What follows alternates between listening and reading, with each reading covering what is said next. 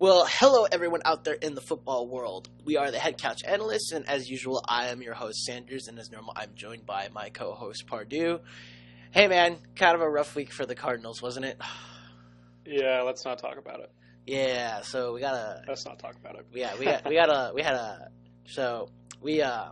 I was ecstatic this weekend because my team beat the Giants, and the Steelers beat the Colts. So, Baltimore fans over here, I'm flying high right now. Like, we should beat cincinnati this week. Hopefully. I hope we don't have a repeat of 2 years ago when Cincinnati upset us and we didn't make the playoffs because of it. But, I'm riding high right now.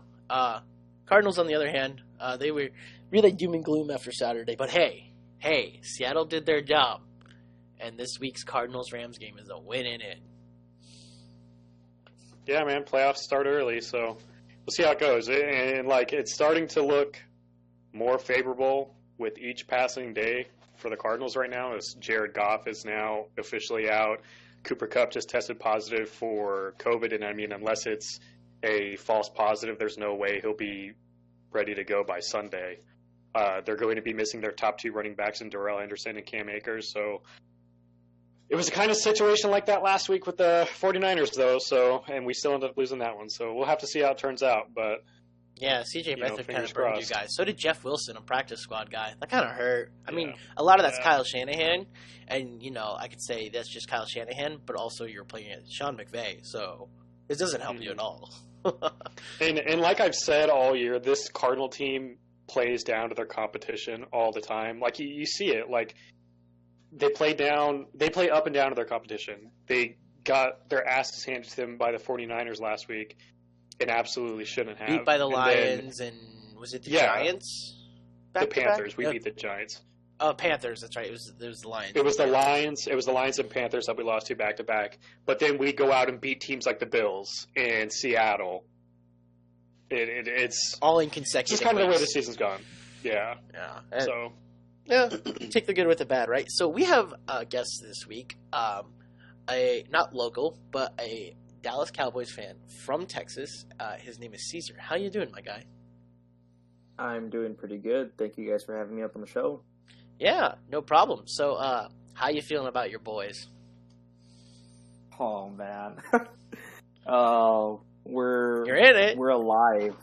We're alive, and it is the most surprising thing ever. And as a guy that went from let's shoot for the draft pick, let's rebuild our historically terrible defense, and try to do whatever we can to help Dak as soon as he comes back, I went from that to if we can make the playoffs, we are not going to the Super Bowl by any means, or NFC Championship. I don't even think we could go to the divisional round. But at least to make the playoffs, that's something that you can build on with this team heading into next year, and you take that momentum, and it just changes the entire mentality of the team. Oh, yeah, for sure. When you make the playoffs, it's definitely somewhere you can say, hey, we made the playoffs, now that's the standard, right? Wild card at minimum, and obviously every coach is going to say we're going to the Super Bowl. That's obviously, the mentality every single August is we're going to the Super Bowl. The reality is only those 32 mentalities are going to make it. But when you have an organization where you haven't made, you didn't make the playoffs last year, right? If I remember correctly. No, we did not. No, you didn't. Yeah, I remember because I was 100% on board with them last year, and they went 8-8. It was fucking infuriating. Yeah, that's right. Oh my god. Don't tell me about it. No, dude, you have no idea. So I have a team that I pick every single year that I think is going to do far better than everyone thinks. Like this year, it was the Browns. I picked the Browns this year, and last year when everyone was picking the Browns, I'm like, nah, dude, it's Dallas. Their defense is elite. Their offense is going to be on fire this year. I'm like, this is the year Dallas actually shuts everyone up. And they went fucking 8-8. Oh, I was so infuriated, man. Because, whenever I watch them win, I'm like, this is the Dallas team I expected every game. And then when they lose, I'm like, what are you doing? Well, you're not giving the ball to Zeke on 3rd and 1. You're not giving the ball to fucking, not Jason Witten. Blake Jarwin. Yes. You're not giving the ball to Blake Jarwin on, 3rd and 3. What are we doing here? It was so frustrating to watch. But I know as a Cowboys fan, you know exactly what I'm talking about.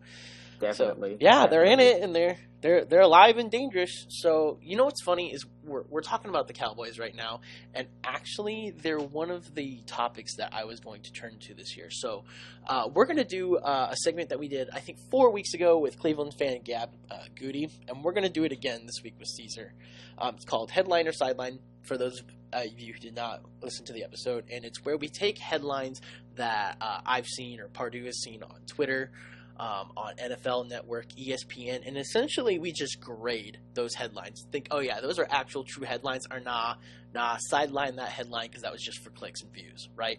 So like some undisputed Skip Bayless, Shannon Sharp shit, or Colin Cowherd material, right? So, and it may not be from those people, but that's the type of thing you would see on their show because Colin Cowherd, Shannon Sharp, and Skip Bayless, and even like Stephen A. Smith, they love to do those controversial titles, right? Because that's what gets them the views. So we're realists here, and we like to say, yeah, that's an actual headline, or nah, that's on the sideline. So first one, since we were talking about the Cowboys, is the Cowboys are currently the hottest NFC playoff contender at the moment. Headline or sideline? Let's go with you first, Pardue. Yeah, I'm gonna put that on the sideline. Like, maybe, yeah, like they're getting. This had to be from Skip, right? First of all, but like don't get me wrong. It was, like, by the way. Yeah, I'm not shocked. Looks like him. I'm not a knock on the Cowboys because like I have been impressed with them the last couple of weeks and they're hanging around. And given all that team's gone through this year, it's been impressive. But by no means like and maybe they're hot in terms of like they're playing okay right now, but it's not like they're going to make noise in the playoffs. In terms of being hot, it's a team I'd be scared to play in the playoffs, and I'm not, and I don't think any other NFC team really should be either. And I mean, that's no offense to you, Cesar, and your team, but I mean, realistically, would anybody really be afraid to play the Cowboys in the first round or any NFC East team in the first round? So, yeah, no, I'm gonna throw that to the sideline. So I'll tell you right now, based upon how like the stats look right now, whoever wins the NFC East is going to go on to play the Buccaneers, and I think unfortunately, I'm putting this on the sideline because I think the hottest NFC playoff contender right now, not like divisional winner playoff contenders. You have to look at the wild cards. I think it's the Bucs. Like they've won 4 in a row. Yeah. There are three quarterbacks in the NFL in the last 4 games who have posted 100-plus passer ratings. That's Tom Brady, Lamar Jackson, and Aaron Rodgers. And shocker, all 4 of those quarterbacks play for teams who are on a hot streak right now, right? So I like what the Cowboys are doing because it's fun for the narrative, but the reality is they're still a 6-win team, and the reality is they're also a team who got stomped on Thanksgiving 41-16 by Washington, and then stomped by Baltimore the following week 34-17. And they beat up on the Bengals, the 49ers, and the Eagles. And then they play the Giants this weekend. So even if they win, right, and let's just say Washington loses to Philadelphia, which is possible, and the Cowboys get in, I don't anticipate them to really do anything against Tampa Bay.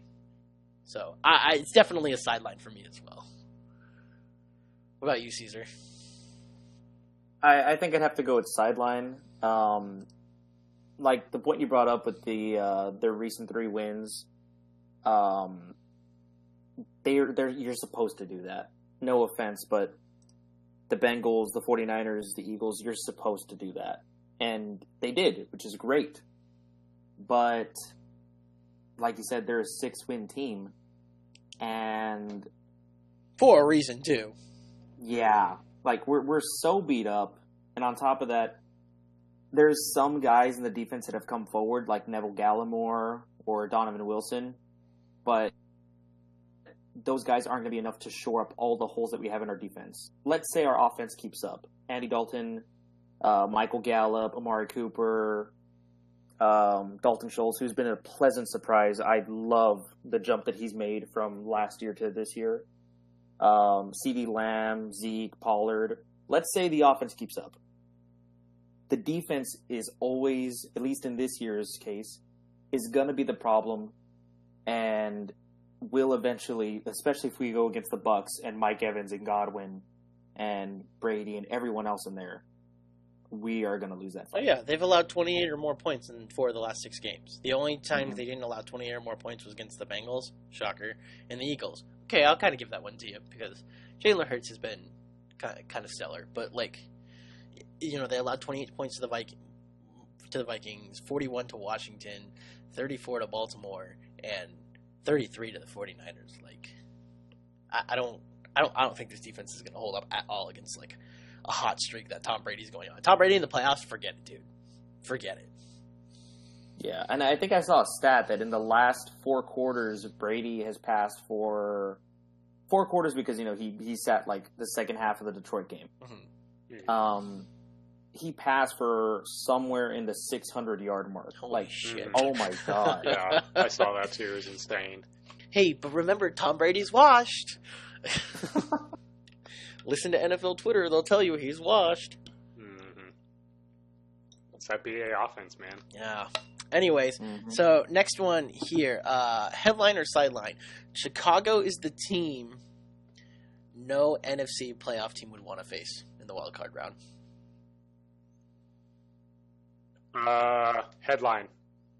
Okay. Honestly, I'm no. You know how I feel about the Bears, Sanders. I've been trashing them all year. Yeah, we've been trashing them all season. Right. I'm not big believers in them long term. That this is a very, very hot team right now, and I don't want to get too into it because I'm bringing them up in a later segment. So I'm going to say right now is headline, and I'm going to leave it at that, and then I'll bring up my points later. Cool. Cesar, what do you got? You think it's a headline or sideline? I'll say headline too. I mean, this team has been a quarterback away, and I don't think they have their quarterback. I mean, Trubisky's still the same guy, but he's playing better football in these past few games that he's been starting. On top of that, David Montgomery has emerged forward and has been a great and welcome surprise as a good running back.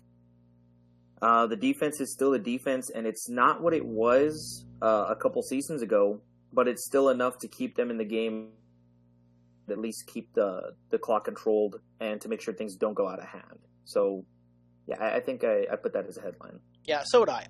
For me, the thing that always scares me most, and it's funny that I say this because I'm a Baltimore fan, and I'm usually the one cheering for the team that no one wants to face. Not that, like, Baltimore has ever really been elite in the last decade outside of last season. They've always been that 10-6, 11-5 team that's always, like, barely a division winner, or they're just the number 5, number 6 seed. But they always go in at 10-6 or 11-5, and everyone's like, yeah, that defense is super scary. You don't want to play against them. Because if you can't move the ball against them, you know, Joe Flacco's going to throw an occasional deep shot, and Ray Rice was just going to run you over, right? And then it turned into Alex Collins, and I forget who the other running back was that came out. Justin Forsett, you know, was a guy who came around at that time. And they're like, yeah, you don't want that team. They're going to run you. They're going to run the ball on you, and they're going to play defense, and you don't want to play against that, right? And Chicago's kind of the same way right now. Those teams scare you the most because if you can't score on them and they start scoring on you, well, they have a running back who's just going to keep getting yards, keep getting first downs, and run the clock out on you. And then you have no time to catch up because you couldn't score in the first place. And now they have the ball, and it's all ball control from there. So, yeah, definitely not the team that you want to play against. If Mitch Trubisky stays hot, I could see them surprising, you know, Seattle or New Orleans come, you know, wild card weekend. I wouldn't be shocked. I probably wouldn't pick them to win, but if Chicago won at the end of the day, I'm not surprised. I don't think anybody would be. Yeah? No? Maybe so? Yeah, Oh, I'm down for that. Like again, yeah, I got some stuff to say on the Bears here in a little bit. So cool. Yeah, he's saving it all. It's probably for the better. All right, cool. Since we're on talking about teams that are, you know, dangerous going into the playoffs, let's go to the AFC side. I've been seeing this title a lot. I think I believe it, but I'm not sure yet. So obviously we can't include the Chiefs or the Packers because I'm assuming the Packers are going to be the number 1 seed. We can't include the number 1 seeds when we talk about these things because otherwise I wouldn't say Chicago is a team no one wants to face. I'd say it's Green Bay, right? And in this case, I would say it's no one wants to play the Chiefs. but we're not talking about them because they get their buys. So going into the wild card round, the Ravens are the most dangerous team in the AFC. Let's go with you, Cesar. Headline or sideline? I think I'd go sideline. Okay. My main mentality is because I have another team in my mind that Buffalo. Buffalo is just so hot right now, and the slow progression they've made in the past 3 years into where they're at now. I think they are just a dangerous team, and I think they were one bad weather game away from beating Kansas City earlier in the season.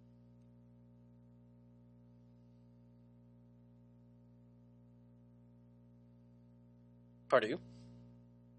Yeah, I'd agree. And again, I was going to talk about the Chiefs here in the next segment, but it's okay. Yeah, we're not considering the Chiefs right now. Oh, right. We're considering the Bills, right? No, we're just considering number 2 through number 7 in the AFC. We're excluding number 1s. Oh, okay. Yeah, honestly, I still think, for me, the Bills are the strongest team in the AFC right now. So hit me with the headline one more time. The Ravens are the most dangerous team heading into Wild Card weekend. Yeah, no, I'm going to sideline that. For me, it's got to be the Bills because I think as of right now, they're the most consistent and well-rounded team in the AFC. And the Ravens are really starting to come on. They're starting to show the form and be the team that they were last year. But can they do it consistently enough and against elite opponents that they'll be facing in the AFC? Because the AFC is going to be an absolute slugfest when it comes to the playoffs. There's so many really elite teams in the AFC this year. There's going to be a 10-6 or an 11-5 football team that's going to miss the playoffs in the AFC, and we just expanded it to 7 teams this year. That's how good the AFC is. And while I do like what the Ravens are doing and how they've come into their own over the last few weeks, I still can't put them up with the class of the AFC. So I'm putting it on the sideline. Like I said, I wasn't totally sure about it, but I was leaning towards sideline in the first place. But the reason I put it at the sideline isn't because I don't dislike what they're doing going in. It's mostly because of the schedule they've had in these last 4 games. And of course, you just have to beat who's in front of you, and that's something that we maintain on the show. You just got to beat who's in front of you, right? And if you beat who's in front of you, then you deserve what you get. So they'll deserve their playoff spot. But my big thing is when I look at their schedule, right? So they lost to the Patriots in a maelstrom, admittedly, but they still lost. They lost to the Titans when they had a double-digit lead over the Titans. They lost to the Steelers. Admittingly, they had no running backs, and Lamar Jackson was not playing, but they still lost. And then they beat the Cowboys. They beat the Browns, which is a quality win. They beat the Jaguars. They beat the Giants, and then they play the Bengals this weekend. I would not make this a headline until next week, actually, depending upon how they beat the Bengals. Now, if it's just like a 28-17 win, I definitely wouldn't put that as the headline. But if it was like another 40-10 route, then I might sit here and say, yeah, I would think they're the most dangerous. I would think they could beat probably anyone but the Chiefs at that point. I could see them beating the Bills at that point too. If you want to argue, hey, the Bills will score a lot of points, I'm like, well, they did the same thing with the Browns, right?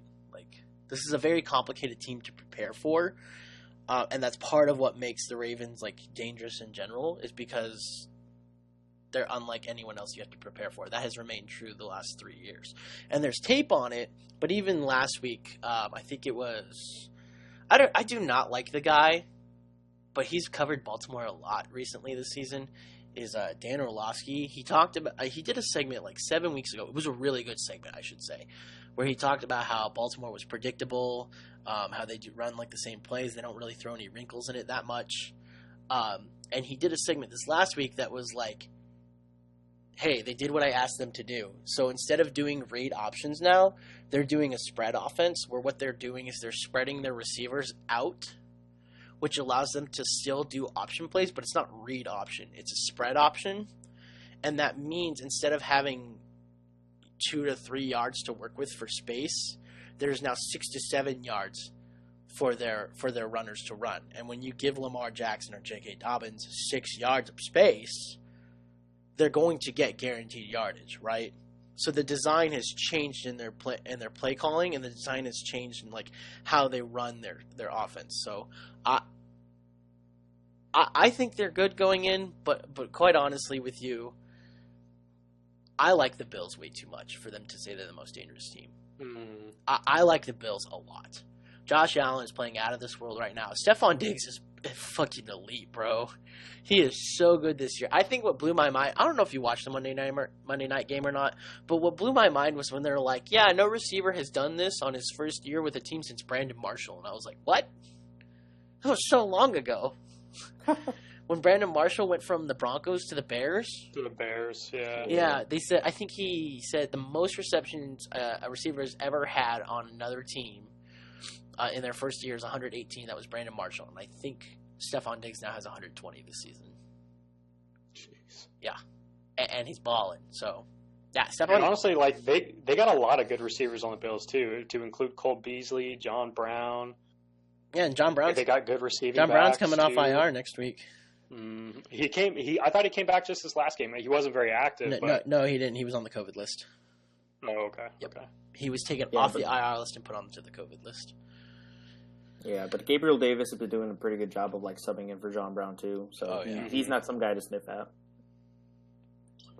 I think the coolest part of Monday night's game was not only did they have like their offensive lineman, I think it was Smith, they got him a touchdown, and then literally in the second half they gave him like a 28-yard pass or some shit like that. Just this big offensive lineman going down the field. I always love it when the big guys have like really monstrous plays. That's always really fun to watch. So, all right, so I think we agree. That one's on the sideline, but I think we all mostly agree because it's Buffalo is the most dangerous team, right? Mm-hmm. Yeah. Okay. Cool. Alrighty. Next one. I'm gonna go first on this one. Dolphins are a first round exit no matter who they play. This is a tough one, and I really like the Dolphins this year, but I'm going to say headline, mostly because they're going to play. It is likely, looking at the schedule, it is likely that they play the Bills or the Titans. And I don't see Miami beating either of those teams. Miami's got a shot. They've got a shot, right? Like, if you have a Miami Bills game, that's a divisional opponent, right? So there's going to be some extra spice there. And the Titans are very much beatable. But also, and we talked about this back in like week 4, week 5, when Tua replaced Fitzpatrick. And Tua is starting again this week, and I'm assuming he'll start for the playoffs. Rookie quarterbacks don't usually perform well. And even when rookie quarterbacks do well in the playoffs, they usually meet their maker in the divisional round. Like, they show you, hey, boy, we've been here, done that. You ain't been here before. You're young. You need another year, right? I think the last rookie to make it to the championship game, I want to say, it was either Joe Flacco or Russell Wilson. I don't know if Russell Wilson made it his rookie year. He might have with the Legion of Boom. Someone would have to fact check me on that one. But I know Joe Flacco made it back in 2008, and he got stomped by Pittsburgh that year. Like, they completely showed why he was a rookie quarterback. And the point is, rookie quarterbacks just don't make it that far. And even if they replace Fitzpatrick, I can see a team like the Bills handling that. Maybe not so much the Titans, but I could definitely still see the Bills handling a Fitzpatrick sub-in. So Dolphins being a first-round exit, I would say, is a headline.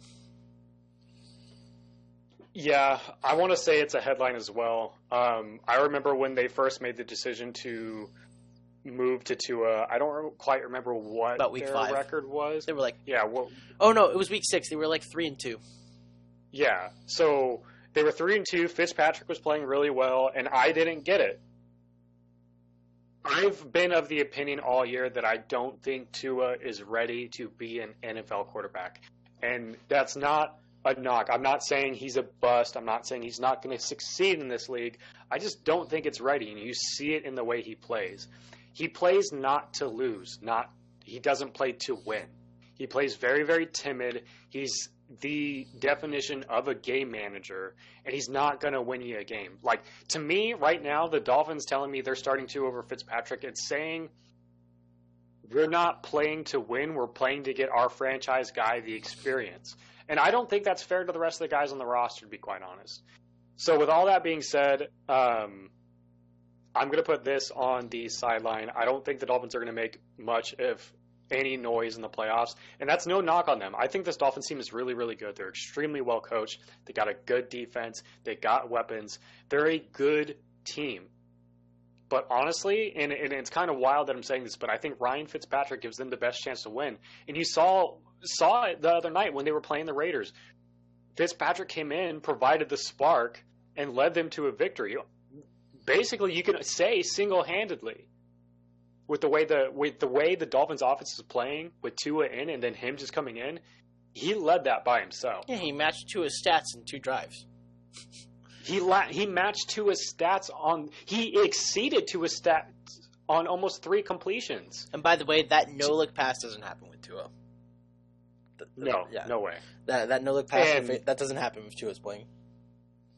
I think it was on like 3 or 4 completions that Fitzpatrick had already passed, or was at like half of the amount of pass yards that Tua had. Because Tua came out, and he didn't even have 100 pass yards yet. So, again, it's no disrespect to Tua. There's people who are saying he's a bust and he's not going to succeed in the NFL. I'm not going that far. I just don't think he's ready to be facing NFL defenses. And go ahead. I've always kind of been of the opinion that kind of Alabama quarterbacks are pretty much like Ohio State quarterbacks. How many really good ones have you seen come out of those schools? I don't really remember. I can't think of a quarterback that's come out of Alabama that's had long-term success. I mean, if you want to go way back, you could go to like Joe Namath. Or Bart Starr. Joe Namath still was garbage, though. Anyway, with all that being said, I just don't think Tua's ready to face NFL defenses. He's got some developing to do. He's by no means been awful. But like I said, he's not ready. So I'm gonna say sideline. I mean, wasn't Jalen Hurts the starter for like 2 years? Yes. Mm-hmm. I mean, I know he's always gonna be considered an Oklahoma product, but he did start 2 years for Alabama. I'm pretty sure. Mm-hmm. I think the last Alabama quarterback that was drafted was A.J. McCarron. Pretty sure. That turn. You what? Yeah, and how'd that turn out? Oh, backup for Cincinnati, and that's about it. So, yeah, we'll see how Tua does. You know, what's funny is I actually like how Tua plays in terms of, like, accuracy, decision-making, and, like, he has pocket awareness, right? But his refusal to push the ball down the field is what kills their offense. I don't think he trusts his eyes yet. He always takes the check down. Always. Mm-hmm. Like, he's very accurate with the ball. Like, he doesn't make bad decisions, right? But it seems like he refuses to push the ball further than 10 yards. Further than 5 yards, actually. Like, and it's not meant to be negative against him. It's just, hey, this is how he's playing right now. So I would like to put Tua in a positive light because I think he's doing almost everything right outside of his unwillingness to push the ball down the field. And you can't win a game, a high-stakes game, I should say, let alone a playoff game, if you have the refusal to take a shot or the refusal to try and trust your receiver and push the ball down the field. So, well, Cesar, what do you got? Dolphins, are they a first-round exit? Yeah, I'd have to agree. It's basically more along the lines of what you guys were saying also, because Tua isn't a bad quarterback by any means, but he's very safe, and it's that safe football. It helps, but it's not going to beat the Bills. Well, it doesn't lose you the game, right? Yeah, but it doesn't win you the game either. Yeah, and it's not going to beat the Bills. It's not going to beat the Titans. Let's say they go ahead and do another Fitzpatrick sub in. Fitzmagic's a real thing. It's a real thing, and it's amazing to see. But again, it was also the Raiders, and it was a close game. And the Raiders, their offense is not bad, but their defense has been a problem for them. Yeah. And I don't think, let's say they were going against the Titans, let's say they were going against the Bills instead of the Raiders that game, that win doesn't happen. So yeah, I think I'd have to say that that's a headline. They are a first round exit. Alrighty, sounds good. All right, so last one for the headliner sideline. I'm gonna go with Cesar first. Okay, this is the headliner. Pardew and I already have our opinion on this, but I'm going with you first because this might be new to you, or this might be a headline that maybe you'll provide an interesting view. I don't know. Cliff Kingsbury should be fired if they lose this Sunday. Cliff Kingsbury should be fired if they lose this Sunday. If the Cardinals lose this Sunday. No. In a win-in situation. No? Okay, so it's not... That's the sideline. So throw it to the sideline. Why? Because Kingsbury, he's not Sean McVay, he's not Andy Reid, and he's not any of those guys, but he's not Adam Gase. He's not Zach Taylor. He's not... Jason Garrett. Yeah.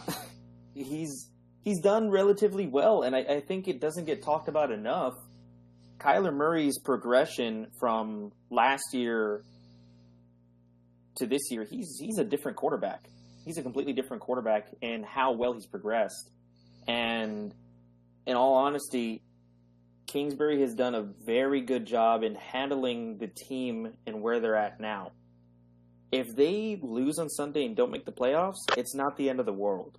They still have a great season to build on, and they can take that into next year, and I can almost guarantee you that next year they are going to make quite a lot of noise in the playoffs. Yeah, so here's the thing. The only reason I brought this up is because this headline came from a guy who he's one of the local content creators in Arizona. Pretty popular. Was it fucking Johnny Football? Yeah, it was Johnny Football. Oh my god. Yeah, it was Johnny Football because Johnny Football is the one who put this. And he asked the question. He didn't say his opinion, right? He just asked the question, right? And I do remember him last week saying he's still a Cliff Kingsbury believer. The only thing that doesn't make sense to me is things that I see from him or Blake Murphy is when they talk about Vance Joseph not sticking around, and I'm like, yeah, okay, whatever. If you ask me, I think Vance Joseph has been the best coach on that staff. I'm pretty damn sure Vance Joseph has been, and that's weird to say, but I think he has been.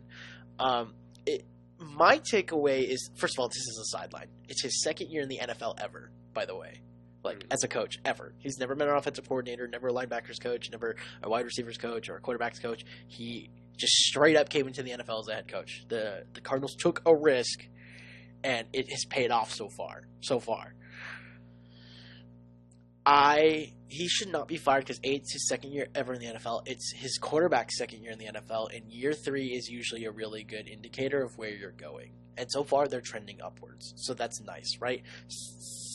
Thirdly, all Cardinals fans and just kind of the organization in general really asked from the team this year was be a 9-7 team, be an 8-8 team, be a team that's not going to have a losing season, and that's been done. They're 8-7. They're not going to have a losing season this year. Now, whether they have a winning season or not hangs in the balance this Sunday, but that's all that was really asked of them by the national media, by fans, and fans are crying and bitching that they're getting what they asked for.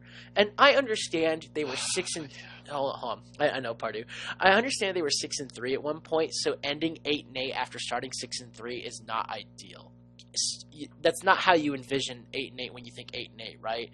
When you think 8-8, you think to yourself, "Oh, we go 3-3, then 4-4, then 5-5, and then maybe 7-5, and then finish 8-8," right?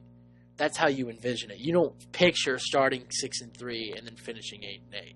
So I know where the disappointment comes from, and I know going 2-5 to end the season is not what you want. However, you got what you asked for going 8-8, And a part of it is because the offense is not doing its part on the field. The offense is not playing complementary football.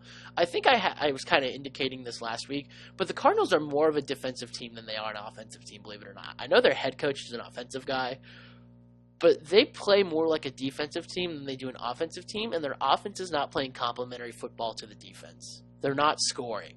Like, even just a field goal, right? Like, if the Cardinals just scored field goals, half the time they don't score at all, I think the Cardinals would probably be, 9-6 at this point? Maybe 10-4? I'd say more 9-6. But if they just scored field goals when they're going 3 and out instead, they would be in a much better position than they are now. So their offense is the problem, and I think Cliff Kingsbury needs to not be fired. I think they just need to hire an offensive coordinator to reel in Cliff Kingsbury's ideas and make them more NFL prepared, if that makes sense. Because I don't think he's really got a guy in his ear telling him, hey, this is how it works in the NFL and this is how it needs to be. He might work with Vance Joseph, and he might go to Vance Joseph saying, hey, how does the defense work on the opposing side? And Vance Joseph might watch the film and say, hey, this is what they do. This is what you should do to attack it, right? But there's still not an offensive NFL guy telling him, hey, this is what you do. This is what we need to do. And I think that's what needs to happen for the Cardinals. I think they need an offensive coordinator. So, yeah, this is the sideline. Just do not fire Cliff Kingsbury whether they win this Sunday or not. Who gives a shit? So, obviously, I'm throwing this to the sideline, and I have many reasons as to why. I'll get into a couple. First things first, the Cardinals right now are literally 2 missed game-winning field goals away from being 10-5. That's huge in the grand scheme of things. 2 missed game-winning kicks away from being 10-5. They'd already have a playoff spot right now. So that alone, right there, plays a huge role in this entire situation. Going off of that, Cliff Kingsbury came into this team 2 years ago, coming off of a horrid 2018 season. And you would say, oh, well, they were 3-13. They're not one of the absolute worst teams of all time. But they had one of the worst one of the worst offenses of all time. And one of the worst defenses of all time. They were offensively, they were in almost every major statistical category offensively. They were one of the top 5, if not the absolute worst offense of all time. I think every single ranking they had was 31 or 32 that year. Mm-hmm. And then defensively, they were just a mess as well because Steve Wilkes was awful and tried to make a 3-4 defense, a 4-3 defense, and it just didn't work out. This was a guy who put Chandler Jones in coverage. Anyway, so with that being said, Cliff Kingsbury came into the situation where the team the year prior was one of the worst teams the NFL had ever seen. An organization probably no one wanted to coach for. Mm-hmm. So he comes in, drafts Kyler Murray, and leads them to a 5-10-1 season, which is a step in the right direction. Their offense was a million times better. It's still a bad losing season, but that roster last year basically had nothing. Their number one receiver was a 36-year-old Larry Fitzgerald. Their running game outside, prior to getting Kenyon Drake, was terrible. Now, they've come into this year, and their offense has had its highs and lows. And I think it comes down to play calling. And because I agree, I think an OC needs to be hired, and Cliff needs to just focus on being the coach and putting his guys in the right situation. Because I think he's a little bit in over his head with everything he's having to deal with, and that's understandable. He's a second-year NFL head coach. It's a lot. So I think he needs an OC, but everything he's done this year, the Cardinals' offense is still top 10 and top 5 in a lot of major statistical categories. And he's led this team to an 8-7 record. And yes, we started 6-3. We should be a lot better than we are right now. But again, we're 2 missed game-winning field goals away from 10-5. I guarantee you this entire Cardinals fan base right now is singing a very different tone if we just make those 2 kicks.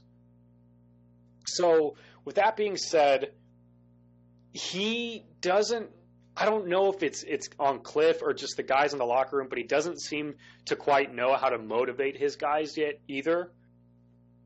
and I say that because they play up and down to their competition too much, and this team is so inconsistent from week to week. And I think the Cardinals' record is exactly the representation of this team. Because, like you said, majority of the reasonable Cardinal fans said 8 to 9 wins and battle for a playoff spot. That's what we expected to be this year. And now it's week 17, and that's exactly where we are. We either are going to finish 8-8 and 9-7, and we're in a win and you're in situation. That's exactly what we asked for this season. It's exactly what we got. It's a huge step in the right direction. But this roster is still shit. Honestly. If you look your at secondary kind of sucks outside of Baker. Like, I'm going to be straight honest. Baker and Byron Murphy? Yeah. Those are the only two guys good in the secondary. But guess what? There is still a top 10 passing defense. Can you believe that? I can. I've been watching this team. I think Kirkpatrick's been okay. He's gotten burned a few times, but I think he's been okay at times as well. Yeah. Now, again, with all that being said, there's no depth on this roster. The Cardinals' defensive line is obliterated. They're missing both of their starting defensive tackles. Chandler Jones has been gone since week 5, and that's one of the best defensive players in the league. Hassan Reddick's coming to his own. Marcus Golden's been good. Dennis Gardeck was really good prior to hurting his knee, and now he's gone for the season. They've battled injuries and have had no depth anywhere on this roster all year. And now if you look at the offense, Kenyon Drake, he's been – early on in the season, he was having a decent year. But he is such an inefficient runner. He'll have 1 and 2 yard carries, 10 carries in a row, and then randomly just pop a 40-yarder. And that's the only thing that makes his defense or his rushing stats look any good. And then when you look at the receiver room, it's terrible. Outside of DeAndre Hopkins, Christian Kirk was supposed to be a number 2 receiver, and he hasn't had a game over 50 receiving yards in like 7 weeks. Okay, so hold on a second. Because you're getting on your soapbox for a second. I am. And it's frustrating because I'm so pissed off at Cardinal fans right now. So I want to reel it in before we just go on a whole analysis of the Cardinals team for a second. Right.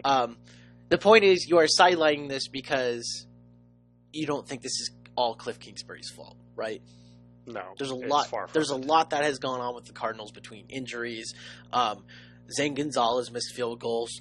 I'm not usually one to blame a player, but he is a big reason they haven't won some games. I think the biggest heartbreaker was the Cardinals-Dolphins game, for sure, right? Because that was a game winner, right? Like there was no time left on the clock when you missed that, right? Yeah. Okay. So that that one hurts. That one sucks. But overall. While I do blame the offense for being inefficient at times, I don't blame Kingsbury fully for it. And I think you would agree, right?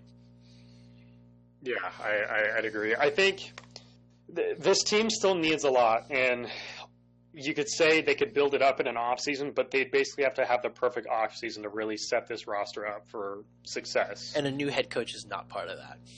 No, it's not. And if you don't have continuity in this league, you're not going to experience success. And I think also Kyler Murray needs to do some maturing. There's a lot that goes into how this season has gone, but it's exactly what we expected. And people and Cardinal fans say, "Oh, well, my expectations changed when they got to 6-3." Well, then what was the point of making that prediction at the beginning of the season? Because you saw the roster the way it was, and you saw the way that the team was built the way it was, and you said 9 wins. Expectations don't change. So, I don't know. That's just my opinion. I'll get off my soapbox now. All good. So we're all in agreement. Cliff Kingsbury at least I think he deserves at least 2 more years. At least 2. Oh, yeah. If Cardinal fans... You run the risk of You basically run the risk of dampering the leap forward that Kyler Murray's made. You basically hurt him in the process of getting a new head coach. If next year he doesn't have at least 10 wins and we aren't making noise in the playoffs, if there is an obvious upgrade out there, then I would probably be more on the side of maybe moving on. But I think you got to give it year 3. I agree. Alrighty, Yeah. cool. So let's get down to our passing from the couch segment. Let's go with our check down. Let's start with you, Pardew. So my check down. Oh, so sorry. Yeah, check down. My bad. So I'm saying this, and obviously this is probably a pretty easy one. Obviously, it's the check down. So I said whoever wins the NFC East and makes the playoffs is going to be a first round exit. I kind of give maybe the Washington football team the benefit of the doubt because maybe they could make some noise if they got in. But quite honestly, unless they have Alex Smith, I don't think they can keep up with the firepower of any of the other offenses in the NFC. So quite honestly, yeah. So congrats to whoever wins the NFC East on your, Mickey Mouse division title.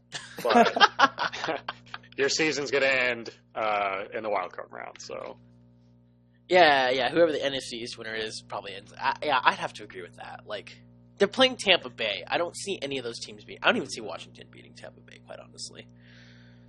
I think the Washington football team gives the NFC East the best chance as long as Alex Smith is playing. I just think because the of their line defense could for the most create part, some but- pressure against Brady. Mhm. That could work, but for the most part, yeah, I don't buy it. Is it set in stone though that it is the Tampa Bay Buccaneers that they'd be going against? Yes. So even if I already did the week 17, you know how like there's playoff predictors out there and whatnot, and the simulations you can do, and they're all every year I do them. They've always been very accurate. So even let's just say Tampa Bay lost right to Atlanta this weekend, they'd be 10-6, and let's just say St. Louis, St. Louis, Los Angeles won. At the moment, Tampa Bay would drop down to the 60 to Seattle, so they would not play the NFC East team.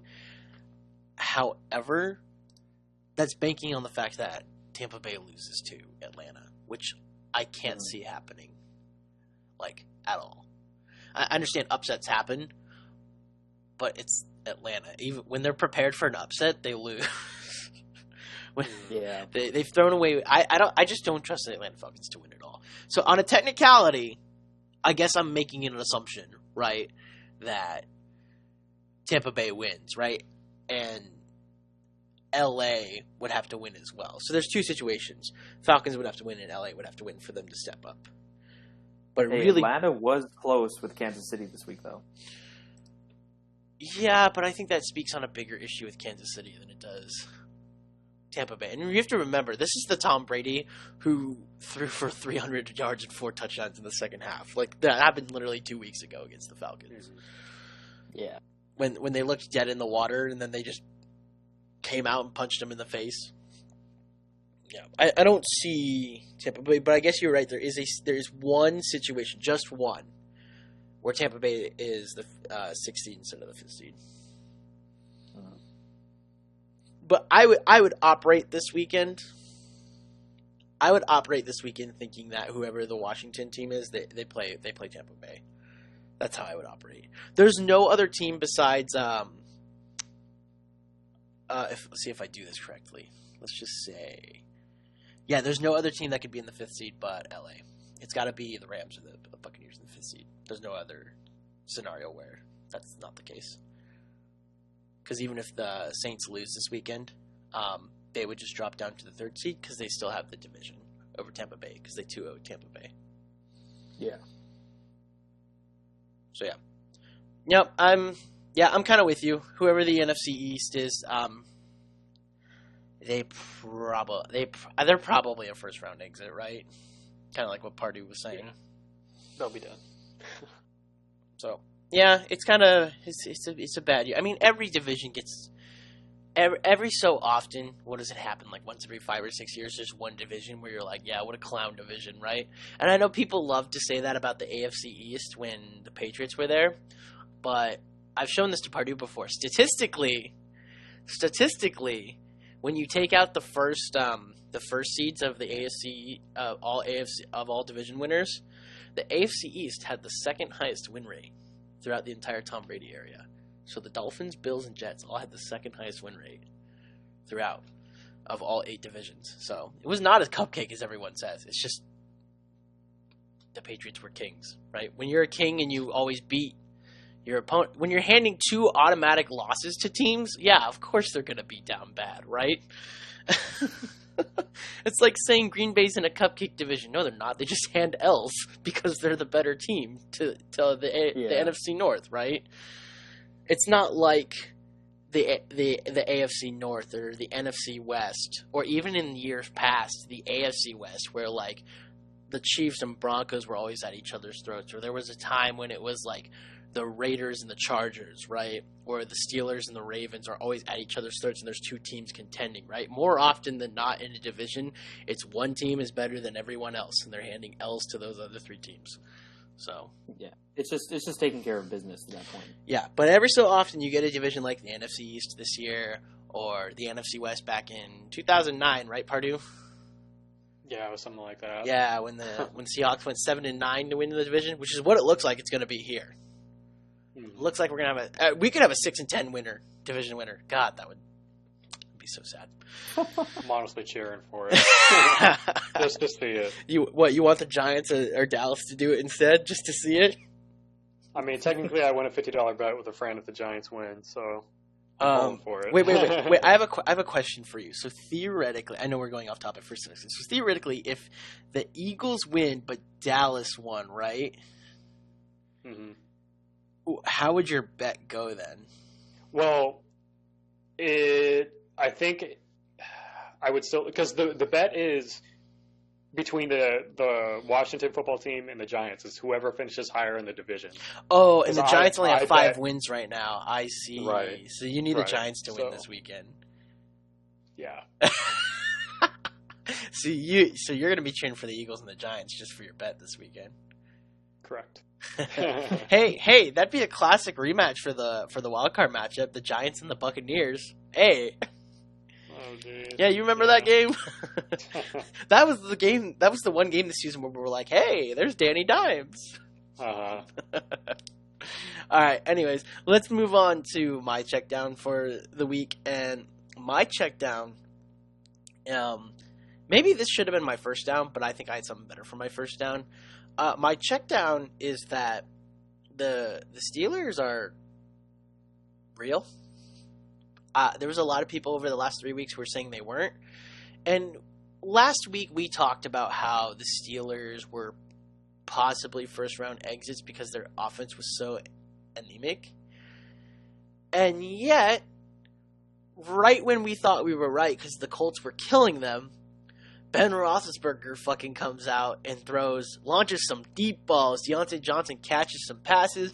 Juju Smith looks like a number 1 wide receiver, and they rolled over this Colts defense. I just remember watching it, and I was like, hey, Pardue, Steelers scored 24-14. The Colts offense looked bad. They need to step it up. And he's like, the Colts will still win it. And suddenly it was 24-21. And then suddenly it was 28-24. And then I texted Pardue and was like, so the Steelers have scored 21 unanswered points. Yeah, dude. The Steelers defense stepped up. They sacked Phillip Rivers. Rivers threw a classic Rivers interception, of course, in the 4th quarter. And the Steelers took advantage of it. It wasn't just, the Steelers defense made a play and then the Steelers offense did nothing with it, which we've seen in the last 3 weeks. No, the Steelers defense did something and then the offense took advantage of it. It's called playing complementary football. And if the Steelers play that kind of way in the playoffs, you're probably not going to beat them. They did it for 11 straight games and went 11-0. They're the worst 11-0 team ever. It was so much worst NFC championship team in the Green Bay Packers vibes. That was how it felt all season. Because I totally remember when people were calling the Packers the worst 13-3 team ever. Yeah, I'm like, so what do you mean the worst 13-3 team ever? I'm like, do you know how hard it is to win games? They're like, look at their cupcake schedule. I'm like, yeah, look at other teams' cupcake schedule. What the fuck do you mean? Anyway, so it was very much those kind of vibes, and they have already announced that they're resting starters this week, and I don't blame them. They could play for the number 2 seed, right? They easily could. And the Bills are playing the Dolphins, so it's not like the Bills have a give me. The Steelers could look at that Bills-Dolphins matchup and say, hey, if the Dolphins win, we get the number 2 seed, right? And we play whoever's number 7. But I think Mike Tomlin is realistically looking at this and saying, hey, the 5th, 6th, and 7th seed is going to be the Browns, the Ravens, the Dolphins, or the Colts, and none of those teams are easy. So it really doesn't matter what our seeding is this year, right? It doesn't matter if you get the number 2 or number 3 seed. It really doesn't. So I think he looked at that and said, you know what? We haven't had a bye week all season, because people can say, oh, they had a bye week 4. Not really. They were told on Friday that they had Sunday off. So they had gone through a whole work week of practice, right? Mm-hmm. So they never actually had the 5 to 6 days off. They just had a game off. That's it. Yeah. And I think there was probably some mental fatigue going on for this team in that 3-game losing streak. Like, it just caught up to them. And they finally, lose to the Bengals, get their ass lit. They go into at the end of the first half against the Colts down 24-7, and that's probably when everyone was like, dude, what the fuck are we doing? We were an 11-0 team, and we're about to be 11-4. We can't do this, right? Let's go out there and win a football game. And they did that against the Colts, and now Tomlin is essentially saying, we'll have the division locked up now. Doesn't really matter what our seeding is because we're playing a tough team no matter what in the wild card round. Rest our starters. Who cares if Cleveland beats us or not? Let's take our bye week right now. And of course, that's not going to be for everyone. It's only going to be for like key starters like Roethlisberger and I imagine like T.J. Watt and a couple other guys. It's not going to be for everyone, but the main key players of this roster are going to get their bye week. And I think, and I was kind of in this boat too. I'm sorry, I'm taking a long time with this. I think everyone, because of how much hatred Pittsburgh was getting for being, a bad 11-0 team, were so easily ready to write them off after 3 losses. And even I kind of was a little bit. But yeah, after watching that Colts game, I'm like, yeah, they could beat anybody. They could potentially beat the Chiefs. I mean, if you watch how the Chiefs have been playing the last few weeks, the Chiefs are still my pick to make the Super Bowl at the moment, but they're not unbeatable. Especially after you watch that Falcons game. You're like, yeah, this isn't an unbeatable team. Anybody can beat anybody in the AFC. They're all good. And Steelers included. It's scary how loaded the AFC has just become in a matter of a season. Mm-hmm. So yeah, anything on the Steelers from you boys, or? I mean, I really like the Steelers, and I think they're a good team, so I agree overall with what you're saying, and they are real. But I wouldn't consider them the class of the AFC like the Chiefs and the Bills are. I'd pick them over the Steelers. Oh, I 100% would too, right? But I wouldn't write... If I saw a Bills-Steelers game again, I'd pick the Bills, but I wouldn't write off the Steelers. I wouldn't say no chance. Mm-hmm. If that makes sense. Right. Yeah, I was one of the few that was, well, not the few, but the many, that was ready to write out the Steelers after those 3 losses. Because they were pretty bad losses. But what they did against Indy, basically Indy had the game in the bag.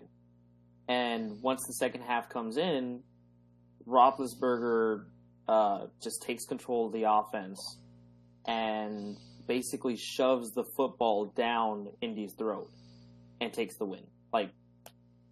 That's as much evidence as you needed that the Steelers cannot be counted out of the playoffs. And I think there was also 2 or 3 times where the Steelers defense had to force a 3-and-out, or they had to force the Colts to not get a field goal or be within scoring range, and the Steelers defense did it all 3 times. I think, and it's difficult to do it too, because you have some good pieces on the Indy offense. Jonathan Taylor is a standout rookie running back. He stalled a little bit in the season, but he's been on a tear the past few weeks. And when you have a guy like that that's able to pound the rock, it's easy to control the game. I think people forget that after that Ravens win, Bud Dupree tore his. I don't think he tore his ACL. I know a season-ending injury happened to him. Maybe it was his Achilles. And I think people forget that, Bud Dupree, T.J. Watt and Minka Fitzpatrick are the 2 big names, but Bud Dupree is also, super core to that linebacker group. And as soon as he's out of there, right, the middle of the Pittsburgh defense is a weakness. And for 3 games in a row that was exposed, and I think they didn't know what to do without Bud Dupree for a while, and they finally figured it out. It's just one game, but it looks like they figured it out finally, right? So I think a lot of people miss that the injuries that have happened to this Pittsburgh defense, which is still stout, but it's not what it was the first half of the season. Yeah. So yeah, that's all I got for my check down. We want to head to our first downs. Yes, sir. All right, what do we got? Actually, if I could, I think I have a check down. Sure. So this one, kind of an easy one. But Brian Flores deserves Coach of the Year. Like, I think he's proven enough this season. You can argue McDermott also. But I think he's proved enough to where how the Dolphins were last season and the jump that they've come into now, with the roster construction of free agency, their draft, how they've handled the Tua situation. I mean, what happened this past week with Tua and Fitzpatrick could have easily been controversial. But it works because of the culture that Brian Flores has instated into the team.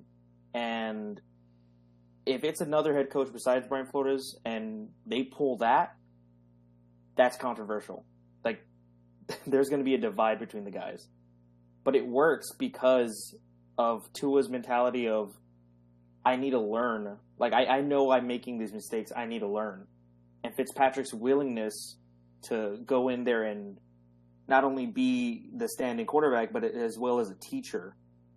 And, yeah, I mean, Brian Flores has certainly done enough to where at this point it's almost a guarantee. Almost. Because, like I said, there's still McDermott and what he's done with the Bills. It's almost a guarantee to where he should be Coach of the Year.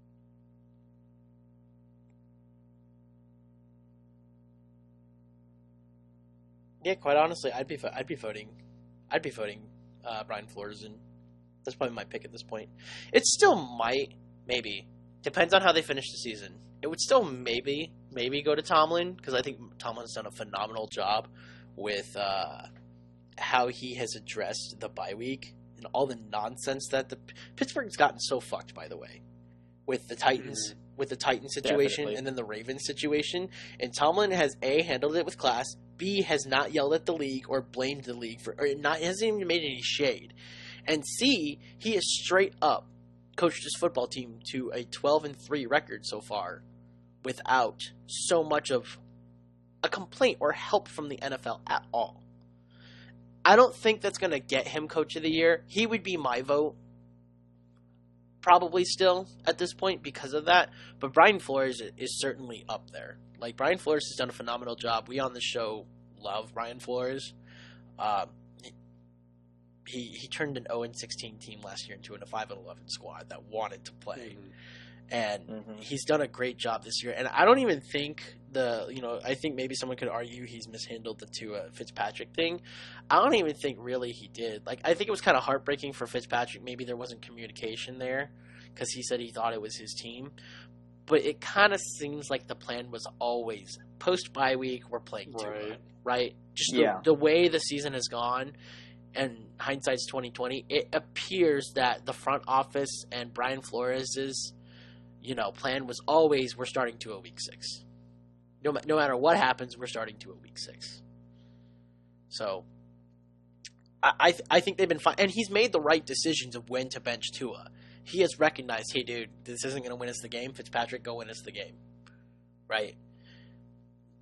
So I think Flores has done a great job as well. Yeah.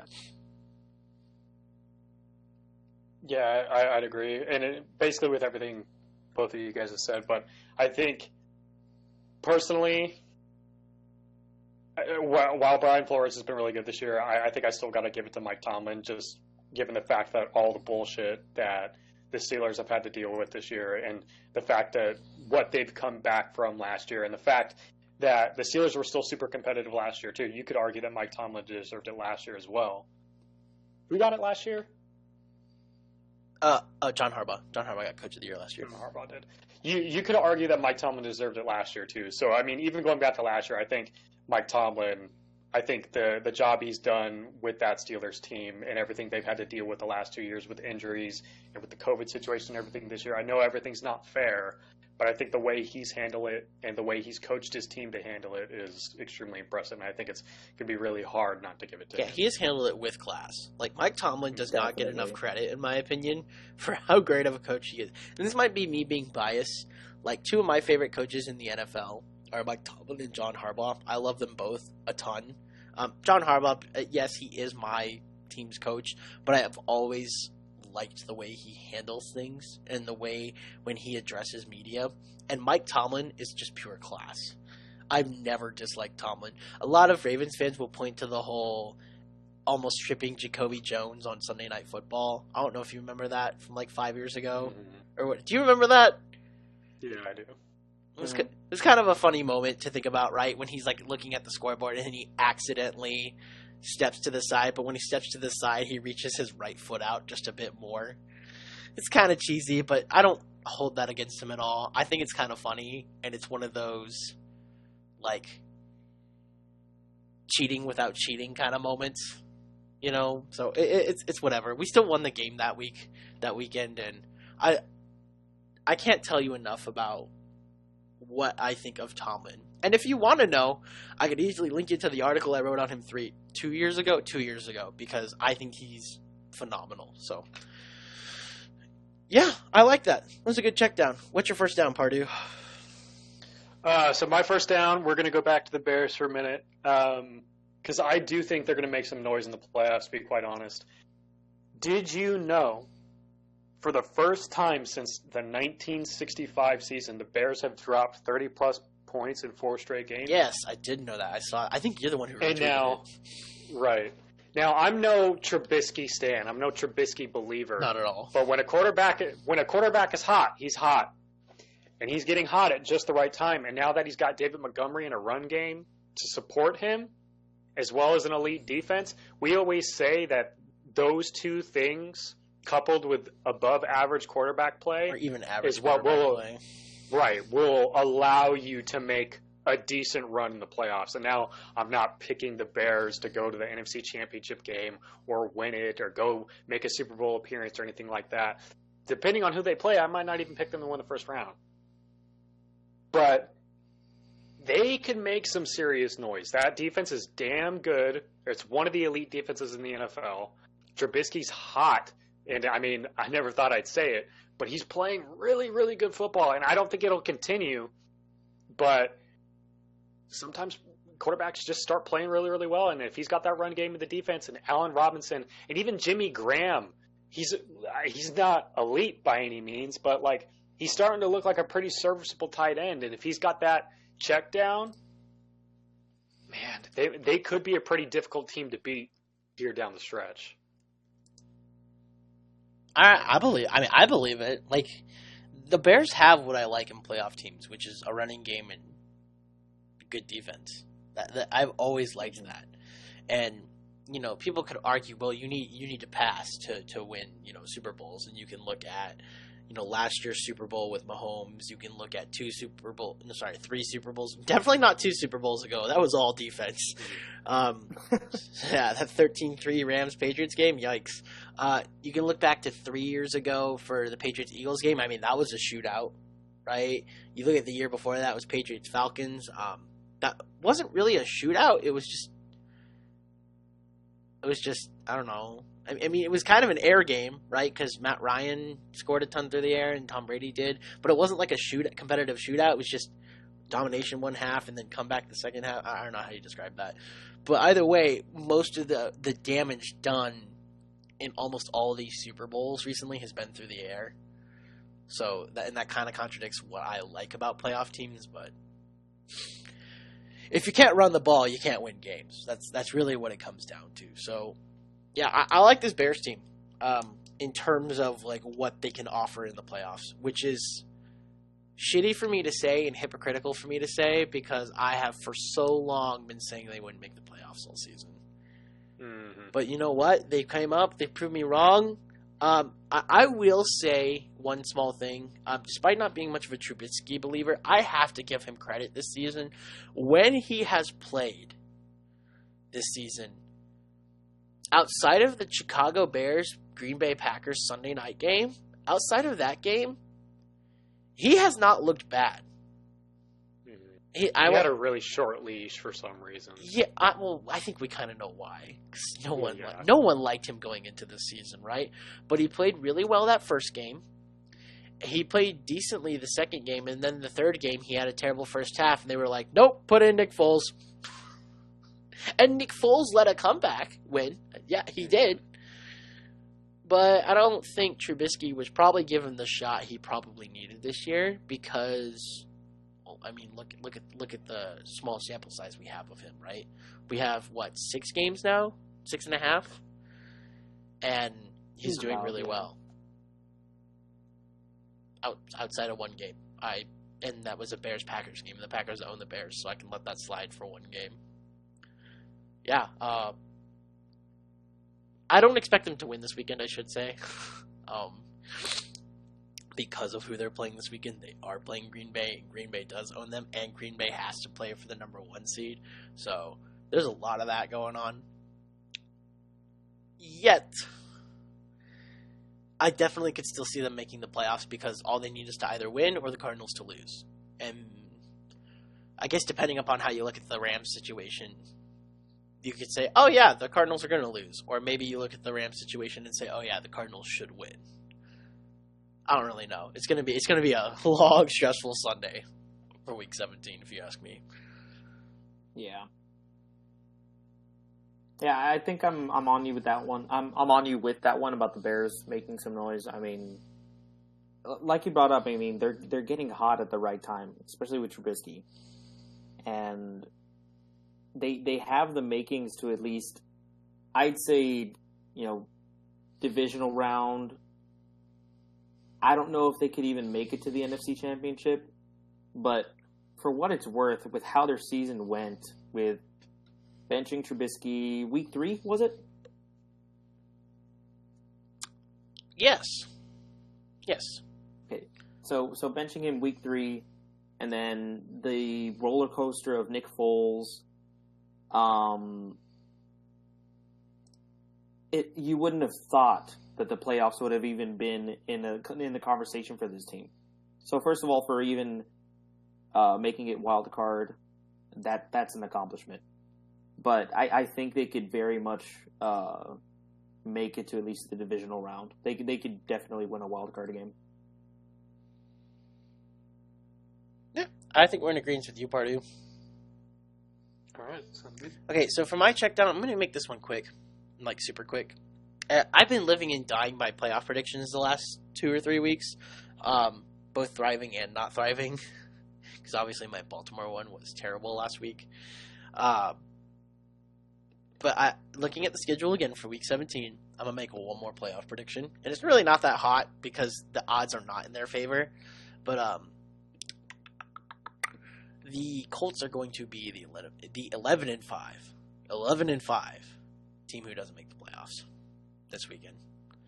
Because all the Browns have to do is win to get in. All the Ravens have to do is win to get in. And all the Dolphins have to do is win to get in. The Dolphins are playing a Bills team who I'm pretty sure, maybe this doesn't happen. Maybe the Bills are like, nah, fuck the Dolphins. We're going to go all out and kill them, right? But I'm pretty sure because the Steelers are resting their starters, the Bills are going to look at the scoreboard around halftime, see that the Browns are winning simply because the Steelers are resting their starters, and the Bills are going to say, we got the number 2 seed locked up. We don't need to try. We're going to rest our starters in the second half, and the Dolphins win. Right? The Ravens are most likely going to beat the Bengals, and like I said, because the Steelers are resting their starters and Mason Rudolph is playing. By the way, I don't trust Mason Rudolph to win a game, first of all. Second of all, they're playing a playoff-worthy Browns team who's hungry to get in, and all they have to do is win. So I see all 3 teams who need to win this weekend that have win-in situations to win. And unfortunately for the Colts, they're a win and hope someone else loses situation. Mm-hmm. And so it's really sad because I think the Colts are a good team, but they're going to be number 8 seeded 11-5, which is so crazy to say. That's just how good the AFC is, though. It's It's insane, and it hurts. It sucks, but That does hurt. That really hurts. yeah.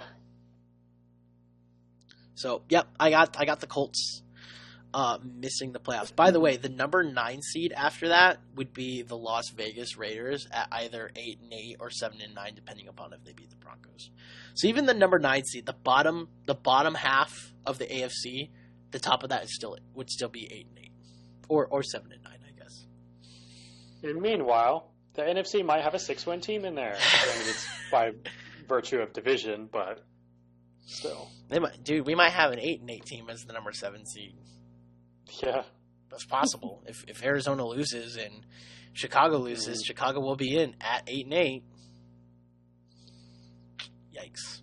So, I guess that's just how the cookie crumbles sometimes. But yeah, that's what I got.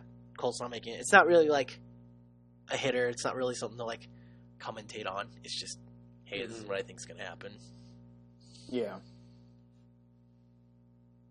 All right, we ready for Hail Marys? Let's go. Now, I got 2, so I'll give my first one first, and then you can do yours, and then I'll do my second one. Oh, he's going to you outschool me at Hail Marys every weekend. What is this? I know, sorry. It's okay. Just the way it goes. No, it's okay. I got some shit in my head, so. Anyway, so I'm starting it off with this. Patrick Mahomes and the Chiefs will not make the Super Bowl and won't even make the AFC Championship game. Okay, wait a second. I was on board with the Super Bowl, but then you said the AFC Championship. Who the fuck is beating them divisional round? Who the fuck? Because it's not Baltimore. It's not Cleveland. Because that's who they would play. You think Tennessee gets some revenge? Well, no, Tennessee wouldn't play against them. If you go by seeding, right, they're going to play the 7th seed, 6th seed, 5th seed, or 4th seed, right? And quite honestly with you, the Browns, Ravens, or Dolphins, one of those 3 teams is going to win, right? The Bills, Steelers, or Titans, one of them is going to lose Wild Card Weekend. Not all the division winners are going to make it. That's how tough the AFC is. So the Chiefs, by default, are going to get Dolphins, Ravens, or Browns, and I would favor them in all 3. Yeah, maybe. I could see, not the Dolphins. I won't pick them, but I will pick, as of right now, the Browns or the Ravens over them right now. And let me tell you why. Okay, let's hear it. The Browns and the Ravens have very, very, very good defenses. And you could say, oh, well, Travis Kelce, Tyreek Hill, blah, blah, blah, blah, blah. Yeah, sure, that's great. Did you know that Patrick Mahomes has an NFL record 16 dropped interceptions this year? Mm-hmm. Yeah, I did. Do you know how different his season would be if just 8 of those were caught? I'm not going to lie. I don't believe in the whole NFL conspiracy, NFL is rigged kind of thing, but there was one of those drop passes on that montage that I was like, that's really sus. That shouldn't have been dropped. Yeah. I think it was one in the end zone where he literally had it, but then as he got up, he just flinged the ball, and then he started freaking out that he dropped it. I'm like, that looked really sus. Now, so there's that. Like, Patrick Mahomes is incredible. Don't get me wrong, but for sure, his decision making this year has been sus. And if you're going to do that against elite defenses, questionable elite. I wouldn't call the Browns defense elite, though. Did you not watch how they got tore up? That's why I said questionable, but still a good defense. Are you going to be able to get away with that against an elite defense in the Ravens, or a really, really good defense in the Browns when you just struggled to put up 17 points versus the Atlanta Falcons and literally were a missed like 30-yard field goal away from overtime with them? Yeah, I'm going to say you're not going to get away with it against Baltimore because Baltimore's been number 1 in turnovers for the last 29 games? Something like that. They have a league-leading 28, 29 turnovers in the last 28, 29 games. Well, while yes, the Chiefs are 14-1, and I'm not going to say they're the worst 14-1 team of all time. They're not doing something that inspires me enough that they're going to go on a deep run. They're an incredible team. They're very, very hard to beat, but they are definitely 100% beatable. The Falcons almost did it.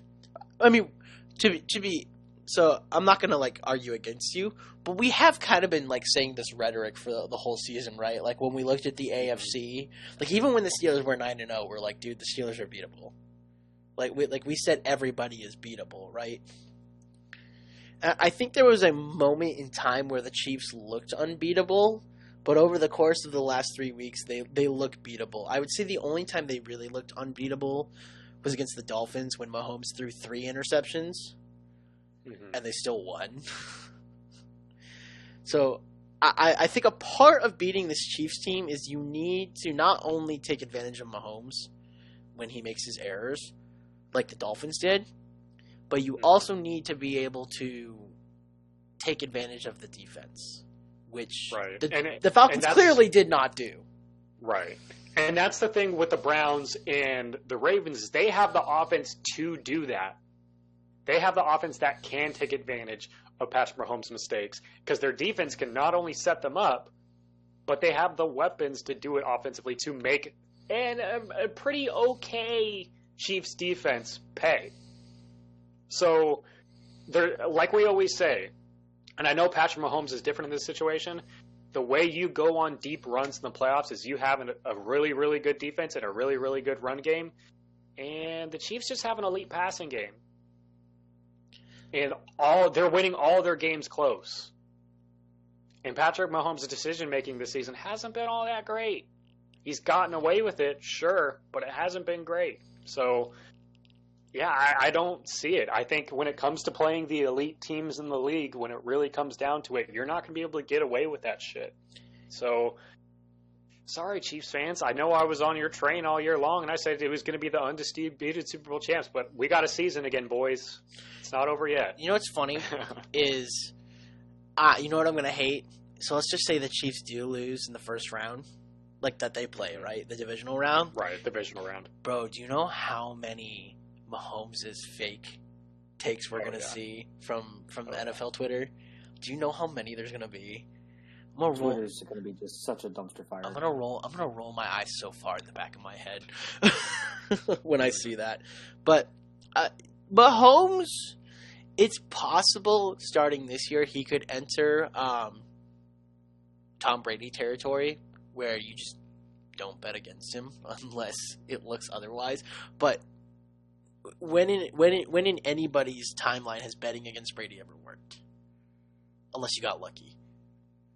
Right, and Mahomes isn't there yet because he hasn't been in the league long enough. But if he made a run this season and won the Super Bowl again this season, he could easily enter that territory. Yeah, he'd probably be on that level. Yep. So maybe it's just me taking my last-ditch effort to bet against them. But honestly, just as the team is built as a whole and the way they were winning games doesn't spell confidence for me to pick them against. They're not playing consistently enough, and Patrick Mahomes isn't honestly playing consistently enough for me to pick them against a really good defense that can couple them and make them pay for his mistakes. Alrighty. So, the only reason I think my hot take is going to be a hot take is mostly just because of how I saw the media, NFL Twitter, and everything else react to Sunday night's game of the Packers and the Titans. Because they did not react as positively as I thought they should. A lot of people were like, oh, the refs won in the game. And I'm like, oh, you want me to take away that touchdown that A.J. Dillon got from stepping outside? Okay, cool. Let me take it away. Score was still 33-14. The Titans got their ass handed to them. And that's what leads me to say that and I'm actually confident in saying this. And like I said, maybe it's not a hot take as it is controversial to some people. And it's that nobody's going to beat Green Bay, no matter who they play. It doesn't matter. Green Bay's going to play Seattle, New Orleans, Tampa Bay, Los Angeles, Chicago, Arizona. I don't care. Nobody's beating them. They're going to the Super Bowl this year. I'm not giving anyone a shot against the Packers at this point in time. I understand the Packers for a little bit in there in time. You know, we were like, okay, they can't beat tough teams. They can't do this, right? They've done it twice now since we've said that. Mm-hmm. They've done it twice. Right. They've done exactly what I wanted them to do, which was beat physical football teams. Like, I know the Titans they don't play in cold weather, but their offense is designed to excel in that kind of environment. And they didn't. Derrick Henry never had a solid run, right? The Packers were fully prepared for him. And when it came time for Tannehill to throw the ball, which I know it's bad weather, but when it came time for him to throw the ball, there was a couple plays where I was like, hey, yeah, that's pretty good. There was even the Tannehill run. Like, that play design was excellent. They knew everybody sold on Derrick Henry, fake the ball to him, the whole defense goes towards him, Tannehill has an open field to run. Excellent play call. Mm-hmm. But outside of those couple shining moments, the Titans were throttled. I don't see they did what I asked them to do. Beat a physical football team. I don't see any of these teams beating them. And I know Tampa Bay's hot. I know Chicago could pose as a threat. I don't see it happening. Right. And like I get this is a hot take, but I would say it's like a safe pick to pick them. I'm not like discrediting your hot take because I mean that's why I said more controversial than hot, I would say. Right. But I would pick them to be in the Super Bowl. I think they've been the most consistent team in the NFC from the start of the season to this point now. So I think it's a team that still has flaws, but they hardly show. And you can't say that about any other team in the NFC. So, yeah, I agree. Yeah, I think I'd have to agree with you on that one as well. I mean, with the way that Green Bay's biggest flaw this entire season has been their run D, and it was greatly shown when Dalvin Cook basically put up the entire scoreboard against them. 200 yards and like 3 touchdowns. Yeah, 4 actually. I think it was 4. Was it 4? Okay. But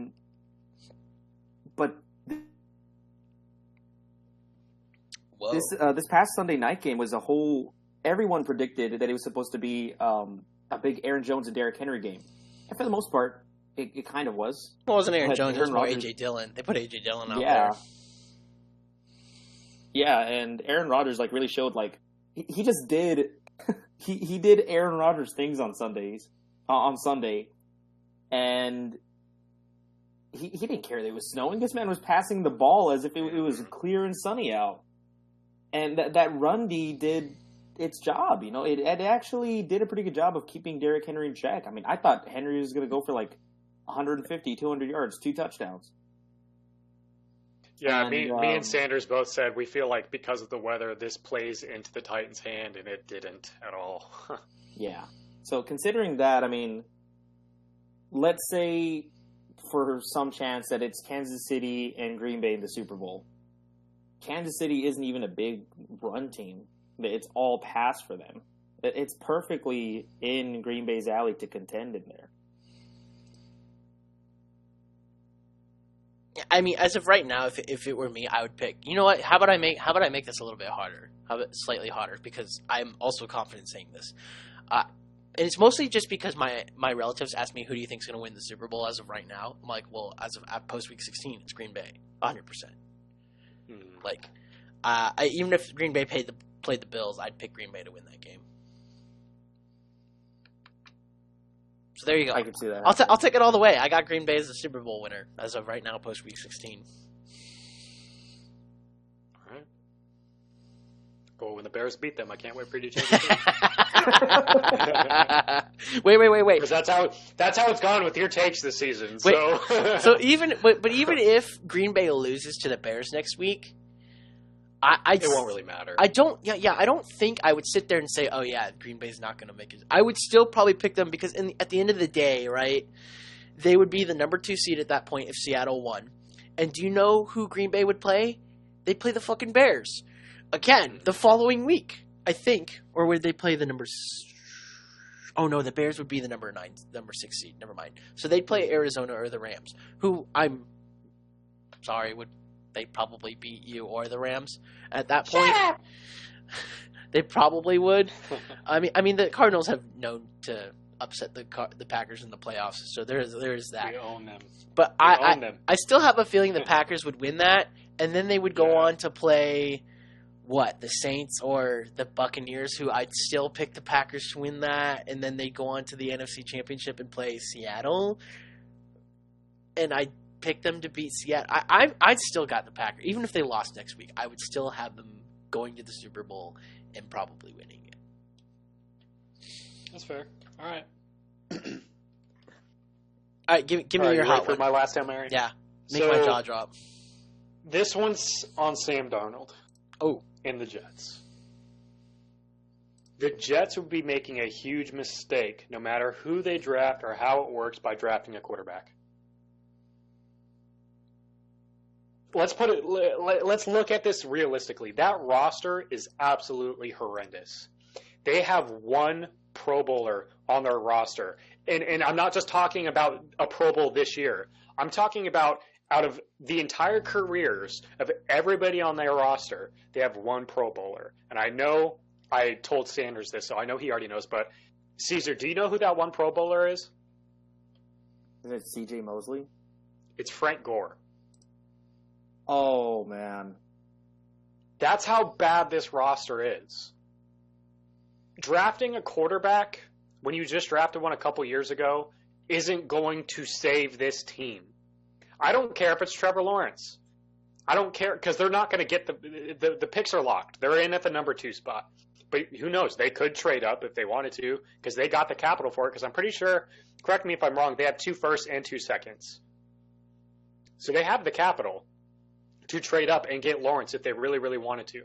But you have all those picks. So if you wanted to get a quarterback, yeah, sure, you can. But I don't think Sam Darnold's gotten a fair shake, and I don't think he's god-awful. I don't think he's great.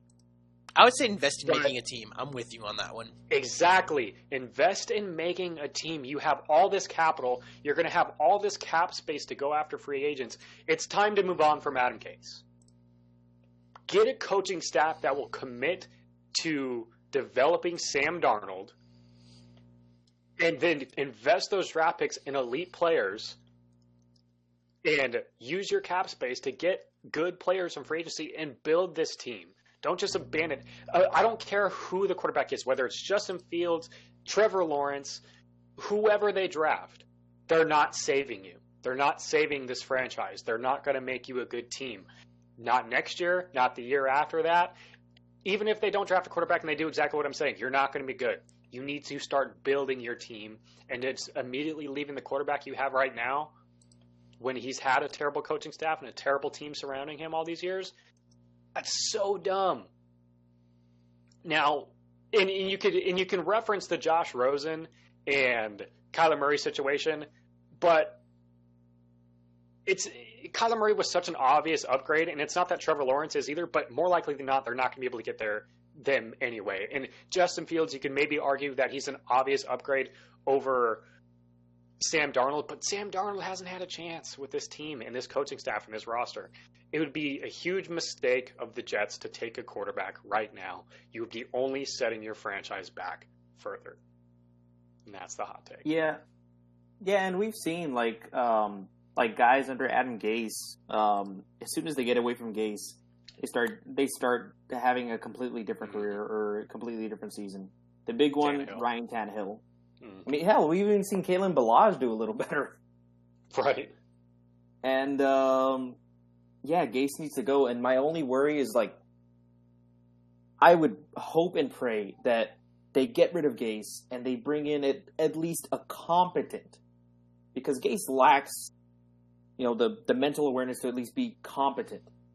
Mm-hmm. They need to have at least a competent head coach in there that realizes we have a guy that has yet to show us his ceiling because we haven't allowed him to in this organization.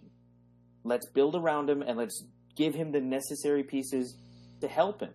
Use that draft pick and get someone like Sewell. Mm-hmm. I can never say his name right. And build up that O-line. Protect him. Get some receivers in free agency. Heck, if Allen Robinson is not staying in Chicago, shoot for him. Bring him over. No, shut up. He's Baltimore. Dude, I want Allen Robinson so badly. I'm sorry. Anyways, go on. Okay, well, even if not Allen Robinson, he's still got other guys. I mean, Kenny Golladay might not even stay in Detroit either. He could, but there's a good chance he might not either. Mm-hmm. Same with Marvin Jones. Yeah, and if correct me if I'm wrong, but Hunter Henry, he was just franchise tagged, so they did not give him an extension, right? Yes. Correct. So there's so many guys that you can target. in free agency with your draft capital, with your cap space, and you're not going to be a playoff contender next year, but you can change this team to turn it around into having a non-losing season, and that will be a step in the right direction. Basically, go like the Cardinals route. Question for you, Cesar, because they need cornerback help. They need cornerback help. Mm-hmm. Do you think it would be wise for the Jets, at least for leadership purposes and even some playmaking ability, to bring in Richard Sherman? Because he's not coming back with the 49ers. He's already come out and said, I don't think I'm coming back because the cap doesn't work. Yeah. I think Sherman's an upgrade over the guys they have on the roster, period. And like you brought up, for leadership purposes, corners are... First of all, the cornerback position is one of the hardest, if not the hardest position in the league, besides quarterback. And if you don't have at least a guy who can provide an example to your guys of how the position is supposed to be played firsthand, how you're supposed to basically carry yourself in this position, and how to account for your mistakes, it's going to be that much harder to build up that core. If you can get that guy, you're already heading in the step in the right direction. So yeah, I think Richard Sherman would be a nice swing of the bat there. But yeah, the Jets need to build around Sam Darnold. They need to do the thing that they failed to do for him since they drafted him, and they need to build around him. They have a good guy there, and if you're not going to do that, trade him to someone that realizes his potential. Mm-hmm. I like it. I think Sam Darnold needs a new coach and a roster around him before I totally throw him to the side. That's me, though. And honestly, maybe like a change of scenery would be better for him at this point. But I mean, I think from this take is from like the Jets' perspective and what I think they need to do if they want to actually have long-term success. I feel the same way. Definitely, especially since like the AFC East is it's getting hot right now, and you can't even count out the Patriots. Yeah, they have this one bad year, but the guys that they had opt out because of COVID are going to come back next year. This isn't a hit in their contract, if I am speaking correctly. It's not. So you have 3 standout starters from their defense that were missing. They'll be coming back. You have the cap space. Potentially, if you don't trust the guys in the draft, and with Belichick's track record, I would try to outsource and try to get someone to help me out in the draft. If not, try to see if I can swing in free agency. There's not going to be that many free agent quarterbacks, but it's okay. So not free agency, but at least try to see if that's true. I was about to bring up if you could at least try to make a trade and pick up some guys. That Carson Wentz contract is going to be hard, but I'm pretty sure if the Eagles offer up a pick or something also to go along with it, they'd be willing to take it. Alrighty then. So I think we agree. Jets should not fully rebuild, but they need to start building a roster around Sam Darnold. I think is what we're getting at. All right, cool. Correct. So that's going to be it for our segments. Let's get to our takes for the day. It's week 17. Most of these games don't matter that much, so I'm probably not going as much in-depth analysis as I normally would, because most of these games don't matter. It's week 17. That's just how it is. So, for example, like the Buccaneers and the Falcons. It matters in terms of seeding, but honestly, and the Falcons are going to want to try and ruin the Bucs' day. I just don't see it happening. It's going to be in Tampa Bay. I know we normally say it's hard for teams to win 2 in a row, but it's the Falcons, dude. They're bad this year. They just are. They fired their coach, and they're still bad. So, yeah, Buccaneers. I'm sorry. So I got disconnected for a minute. So our first pick is Atlanta and Tampa Bay? Yep, and I picked Buccaneers because I think Atlanta's bad. They fired their coach, and, yeah, they're still bad. Yeah, that's fair. I'm actually going against you this week, though, because I don't think the Tampa Bay Bucks are going to be playing their starters for the most part, and I just saw this team, while they only put up 14 points, and it was kind of ugly, and they probably should have sent it to overtime. They went toe-to-toe with the Chiefs, and their defense played well against the Chiefs. So, honestly, I think if Tampa Bay's going to be resting their starters, which I expect them to be, they will be. Tom Brady's not going to be playing. I'm going to go Falcons. Is Tom Brady confirmed not to be playing? I mean, do you really think... Are they really playing for anything? You really think he's going to play the full game? I doubt I it. think they're going to play the NFC East team. I think you play to win, so you can play the NFC East team, dude. Maybe that's the case, but in the year the Cardinals went 13-3, it was Week 17, and they were playing for the number 1 seed, and they benched Carson Palmer at halftime.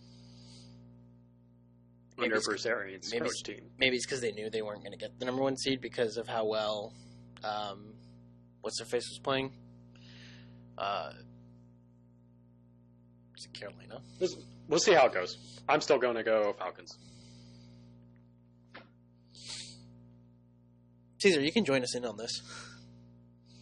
I'm just thinking about this also. I mean, if Brady sits, I mean, if because you're right, the only thing he really has to play for is the chance to go against whoever the NFC East team is, and I'm crossing my fingers that he sits and that the Cowboys win because oh my god. But yeah, realistically, I'm gonna go. I'm gonna go with the Falcons. I'm gonna go with the Falcons because the Falcons' defense it's not the same defense. Yeah, I mean they'll choke away. Like they still have some shades of the Dan Quinn led Falcons, but they've taken a step in the right direction, and they were a young Waku kick away from tying it to overtime. And that guy never, not never, but for the most part, he's been pretty automatic for the entire season. Mm-hmm. I'd say for the sake of playoff seeding and such, and because it's an in-division game, the Falcons are going to throw it all at them, and it's going to be a close win. Attaboy. Damn. By the way, I want to let you know, Pardue, you are at 157, 87, and 1 for the season, and I'm at 100. Wait, did I do that right? Did I do that math right? No, I didn't do that right. Yeah, so you are at 157, 87, and 1. I'm at 156, 88, and 1. I am 1 game behind you for the season. Mm-hmm. Remember when I was 5 behind? Yeah, I remember. I blew that lead. Now you have a 1 game lead, so... Yeah. By the way, it was announced yesterday that the Bucs are not resting their starters. They said they're planning to go 11-5. So, anyways. Okay, I'm changing my pick. Oh my god! If that's the case, I'm changing my pick. Tampa Bay. I hate Gotta keep this lead on you. I hate this. I could just copy all my picks to you, and it's just over. You could if you wanted to be that petty. Well, no, because we still have the playoffs. Oh, that's true. So, anyways, Dallas and New York, Giants specifically. So, I'm going to go first on this one. I got Dallas actually winning this game, mostly because...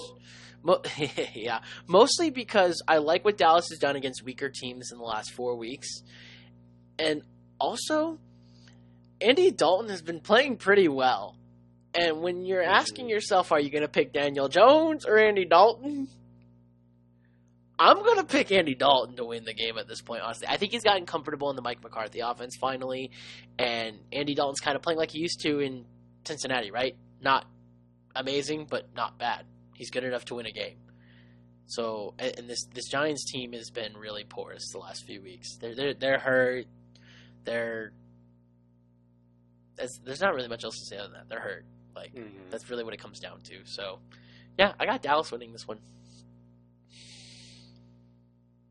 Yeah, I also have Dallas winning this one, to be quite honest. And I know that goes against my bet, and that means I'm losing out on $50.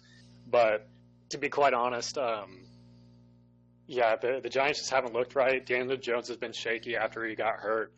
And I know that Giants had that little hot streak where they beat Seattle in the middle of it and everything. But Yeah, their team's just not good enough. They're not good enough. Daniel Jones, he's shown some flashes this season, and he's been better, but he still turns the football over too much.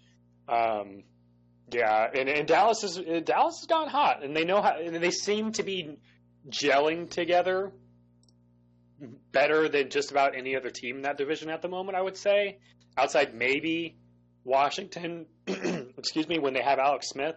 So yeah, I'm gonna go Dallas. And now that it's Dallas across the board, they're going to lose. Probably. So yeah, obviously I'm going to pick Dallas here, but not because it's my team, but more so for the points that you guys made. They've gotten pretty hot, and this offensive line has been beat up all season, and it is still beat up. Zach Martin might play. That's a big upgrade. If he plays and if he's able to hold it through together and not re-injure himself, awesome. Great. Terrence Steele has been our sit-in right tackle for La'el Collins since La'el Collins got that hip injury. Mm-hmm.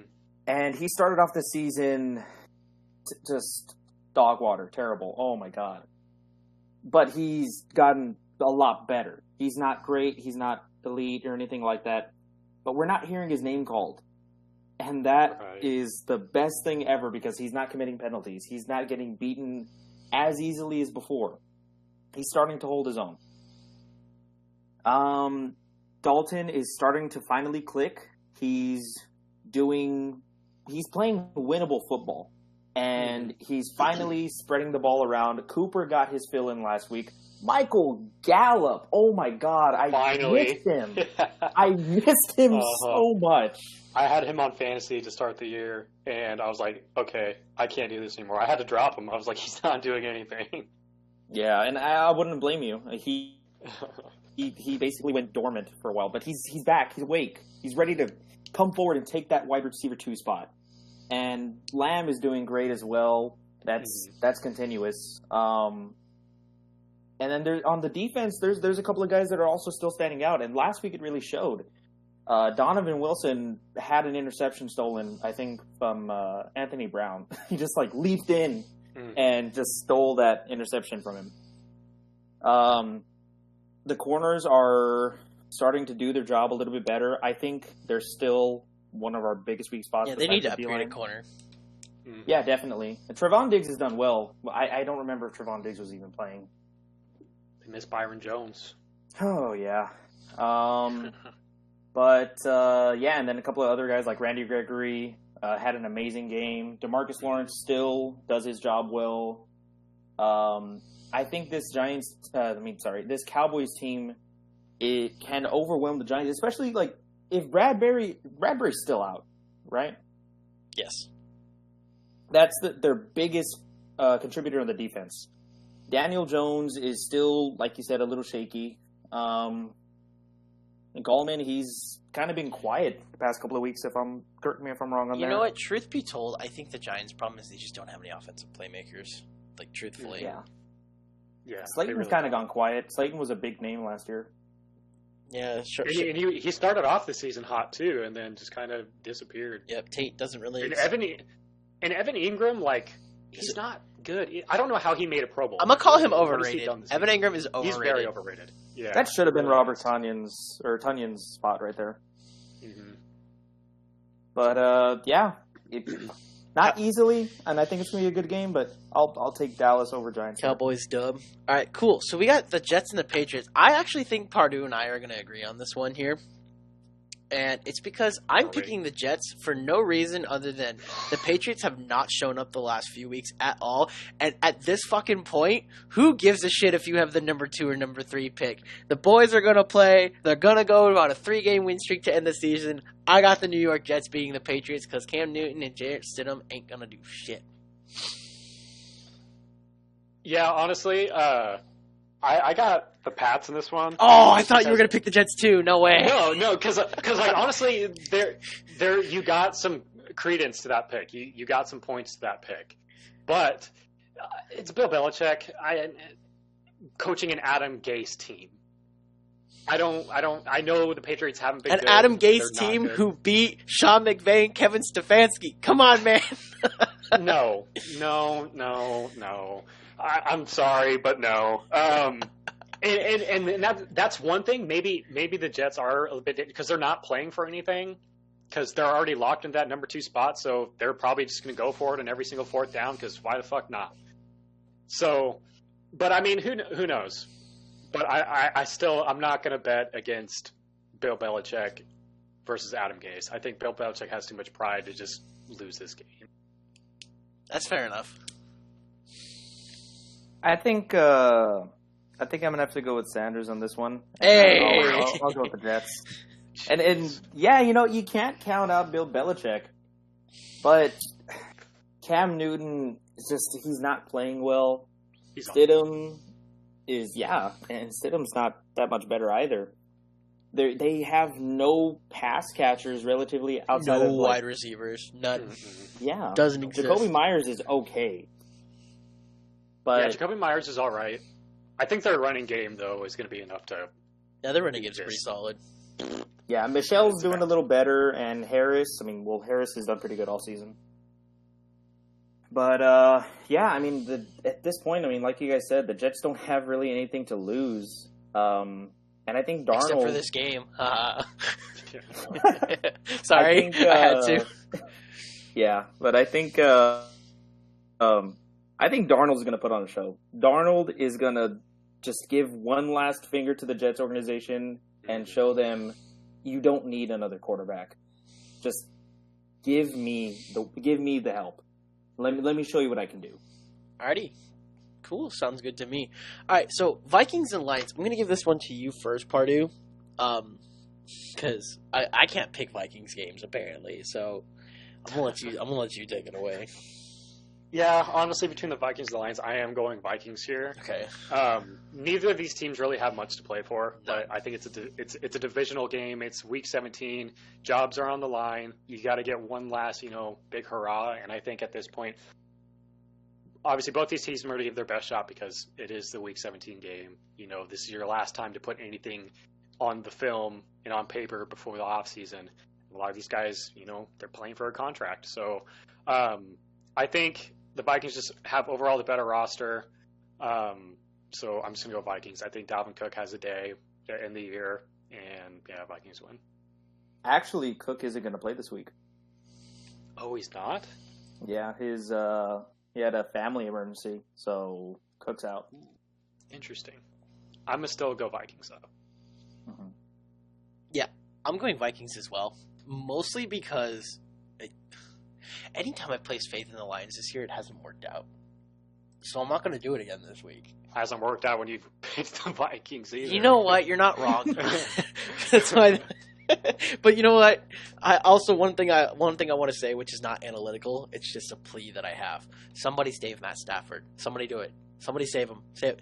San Francisco, please save him. Or maybe the Jets say fuck it to Darnold. No, actually, I don't want him to go to New York. Never mind. That'd be terrible. That'd be terrible. No.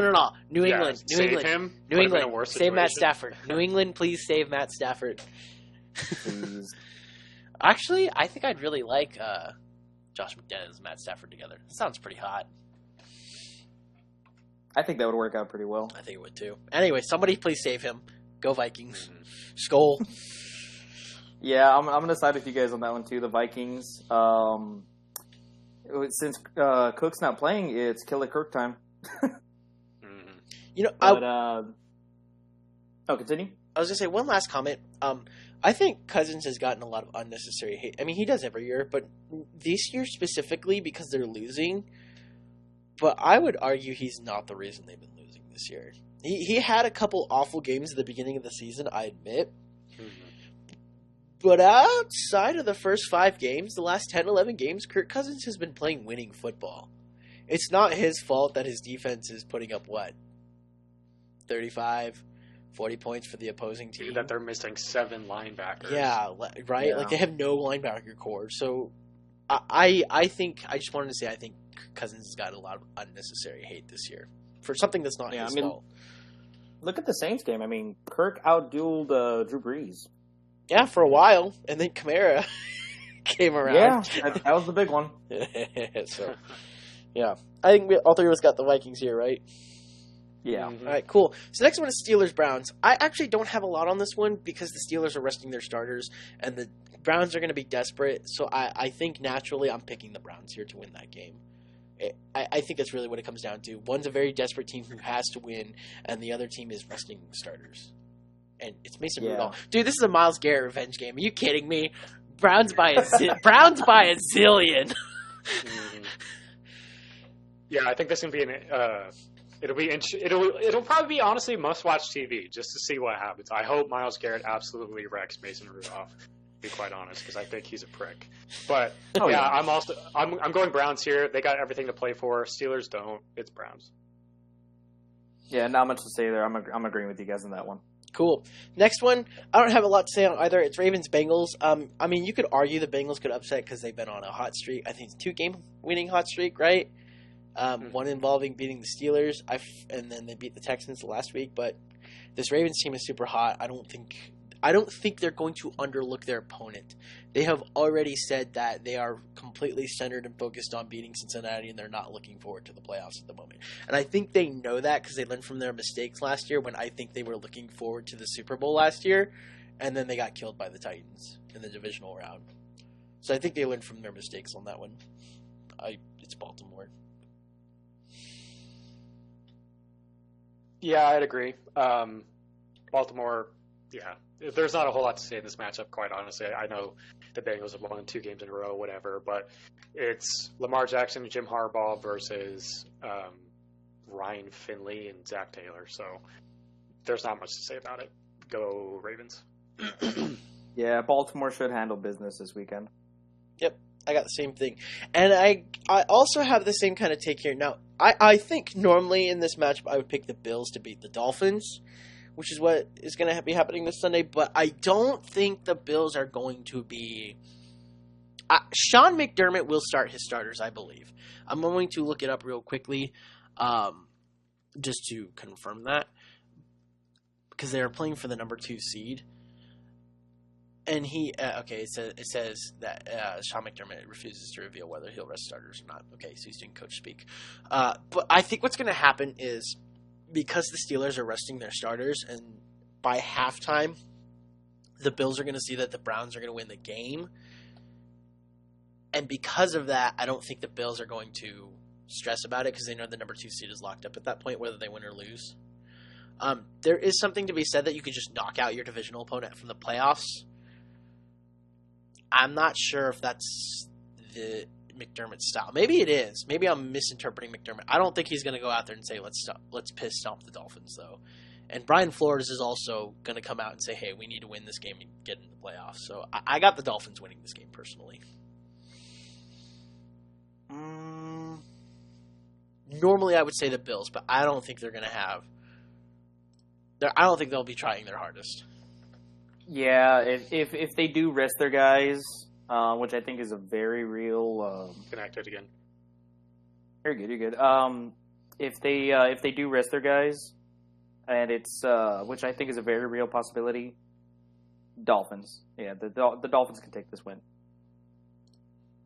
Yeah, for me here, I'm honestly going with Buffalo.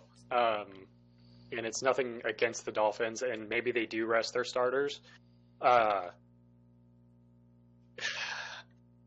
It's tough because I think if they do rest their starters, the Dolphins should win. But I don't know, man. I like Tua. I do like Tua, but I just think he's too conservative to beat a good defense like this. So maybe the Bills don't have a lot to play for. They rest the starters, so it doesn't really matter, and the Dolphins do win. But in this case, I'm going to say that the Bills do play to win, and the Bills will win. Alrighty. Sounds good. Next one, Seahawks 49ers. Seahawks do have something to play for here. 49ers do not, and there's a chance that the 49ers do upset the Seahawks. Again, I don't have a lot on a lot of these Week 17 matchups because there's not a lot of intrigue to them anymore, I feel, because of how everything is settled down. So I'm going to just say I'm going to pick who I think the better team is, which is the Seahawks, and that's really all I got. Yeah, not much to say on this one. I know the 49ers with their wrecked team beat the Cardinals last week, but the Cardinals have, like I've said all year, they play up and down to their competition, so I don't think it's really a whole lot to read into, to be quite honest. So I think the Seahawks take care of business here. Yeah, I'll give it to Seattle too. Like you said, they have something to play for as well with seeding, so they're still going to try. Yeah, they can contend for the number 1 seed. They have to win. So, Right.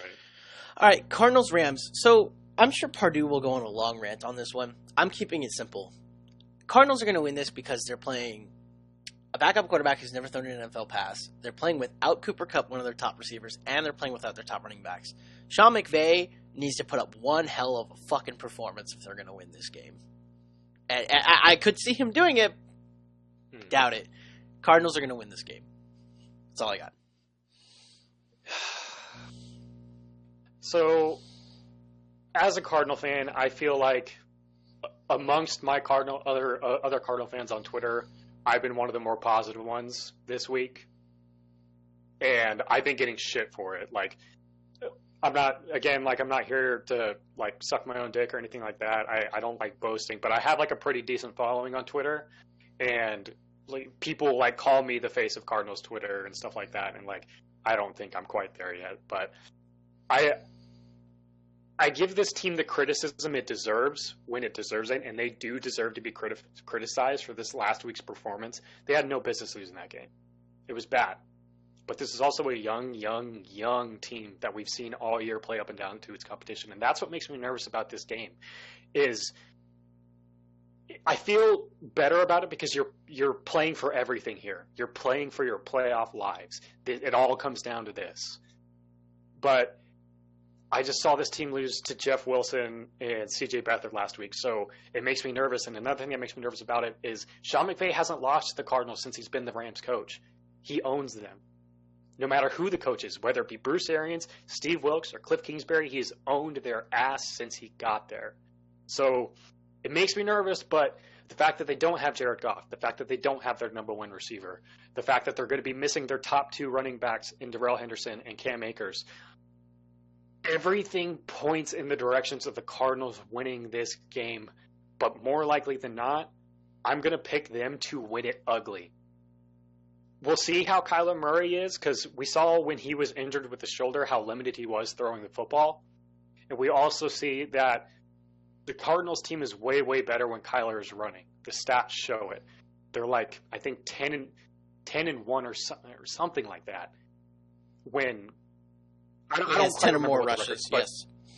Right. When he has like 10 or more rushes, the Cardinals are way more successful. We're like 50 yards rushing. And when he has like 10 or less rushes and less than 50 yards rushing, they've won like 2 games under Cliff Kingsbury and Kyler. So the leg injury makes me a little bit nervous. I did just see a report that he was practicing fully in the open portion of practice this morning. So a little bit less worried about it, but we'll see how it is on game day. With that being said, the Cardinals offense is still facing this Rams defense, and the Cardinals offense tends to hit walls at times. So Cliff Kingsbury and Kyler need to come ready. D-Hop needs to be involved early. None of this screen bullshit that they keep running, and Kenyon Drake needs to have a day. So I'm going to pick the Cardinals to win this, but they're probably going to win ugly against an inferior opponent. But a 9-7 winning season and a playoff berth is enough for me. So go Cards. Yeah, I'm going to have to agree with you on there. There's just so much at stake for this Cardinals team. And something that I think is true is that losing helps you sometimes. Losing kind of puts things into perspective. It helps you open your eyes and realize exactly where you're at. And losing to the 49ers last week puts the Cardinals in a position where they're kind of like in oh shit mode. Right. They're like you said. I feel like they're going to win ugly too, but it's going to be a win, and they're going to be in the trenches. They're going to do everything in their power to overcome the Rams this Sunday. The only thing is that does worry me is if Kyler is playing, he's not going to be playing at 100% because of that knee injury or that lower body injury. He needs to be very mindful of Aaron Donald and Jalen Ramsey. As always, like those two are like the big contenders on that Rams defense. And with him not at 100%, they're going to be looming even greater on him. But I still think the Cardinals can pull out a win. All right, cool. So we got all three of us picking the Cardinals. Seems good to me. Okay, so I'm going to say it right now, okay? I tried saying it 2 weeks ago. I was kind of batted down. I'm going to say it now. Look, listen to me, okay? Look. Despite roster talent, the Jaguars are still the worst football team in the league. They should have fucking gone 0-16 like I said they would, and they're going to go 1-15, and it kind of pisses me off. Oh well. The Colts are going to beat the Jaguars. I'm so upset that literally the week before the season started, I'm like, the Jaguars are going 0-16 this year. And what fucking happens? They beat the Colts week 1, and it's like, oh shit. And then they're 1-14. Man, could you just not won week 1? Made me look like a clown so early on. Either way, somebody heard you. Somebody heard me. Yeah. Either way, they're the worst football team in the league. It was very clear they were gonna be. They sold all their talent, all of it, literally all of it. Fournette, Bouye, Ngakoue, Allen Robinson. There were so many players that have gone in the last 2 years that it was like this is gonna be the worst team this year. They're terrible. So yeah, and the Colts lost to them week 1. The Colts got to win against them if they even want a chance at sifting the playoffs. It's going to happen. Colts are beating the Jaguars. Yeah, no contest here. We saw what the Bears did to this team, and the Jags hung around for a little bit in the first half, but then the Bears turned it on. The Colts are a way better team. They got a really good defense. They got everything to fight for and everything to play for. Their season's on the line. They got to win. They'll get the job done. Yeah, I'm in agreement with you guys here. I just feel so bad for Minshew, man.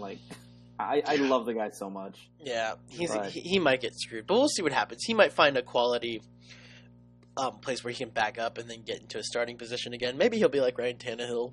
Who knows? But he does have some limitations in terms of arm strength, which makes him not as desirable, right? Yeah, I guess it is what it is. They're probably going to... dude, I would love if the Jaguars try to act smarter than everyone and just don't draft Trevor Lawrence. I would love that so much. Because it would be fucking hysterical. So there goes Sam Darnold in New York if that happens. Exactly. Anyway. So, next matchup is another AFC South matchup. It's the Titans and the Texans. Look, the Texans are bad. I've tried giving them every benefit of the doubt this year. And every time I have, they suck. They lost to the Bengals. They lost to... I forget who it was, the other team that they lost to. When I was like, oh, the Texans should win this. And they didn't. Deshaun Watson's having an excellent year. And J.J. Watt is actually still having a good year. And there was a piece of me that said, you know what? J.J. Watt had that rant. The whole team is going to be inspired. They're going to work their ass off this week. And they're going to go in and upset the Titans. There was a piece of me that really thought that. But I was like, you know what? No. Their defense is terrible. Inspiration or not, they suck. The Titans are still one of the best offenses in the league. So yeah, the Titans are going to win this game in a match where they need to win this to clinch the division. I'm not going to fool myself into thinking I'm picking the Texans here.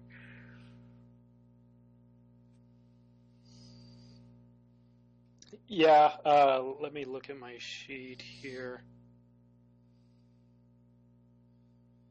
Go ahead, Cesar. I'm going to have to go with Titans. And it sucks. My mom's a Texans fan. She loves them. But they're not a good football team right now. And like you said, Deshaun Watson is playing out of his mind and has been this entire season. He's a great quarterback, and he deserves better. 100%. This team, it's not helping him. And J.J. Watt, at the end of his career, I feel so bad because he's like one of my favorite defensive players to ever suit up. And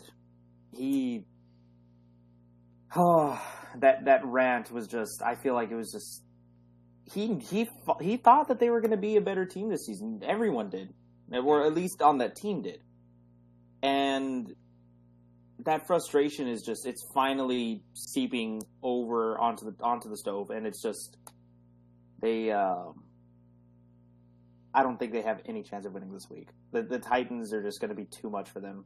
That their run defense, especially, like Derrick Henry, is just going to pound the rock on them.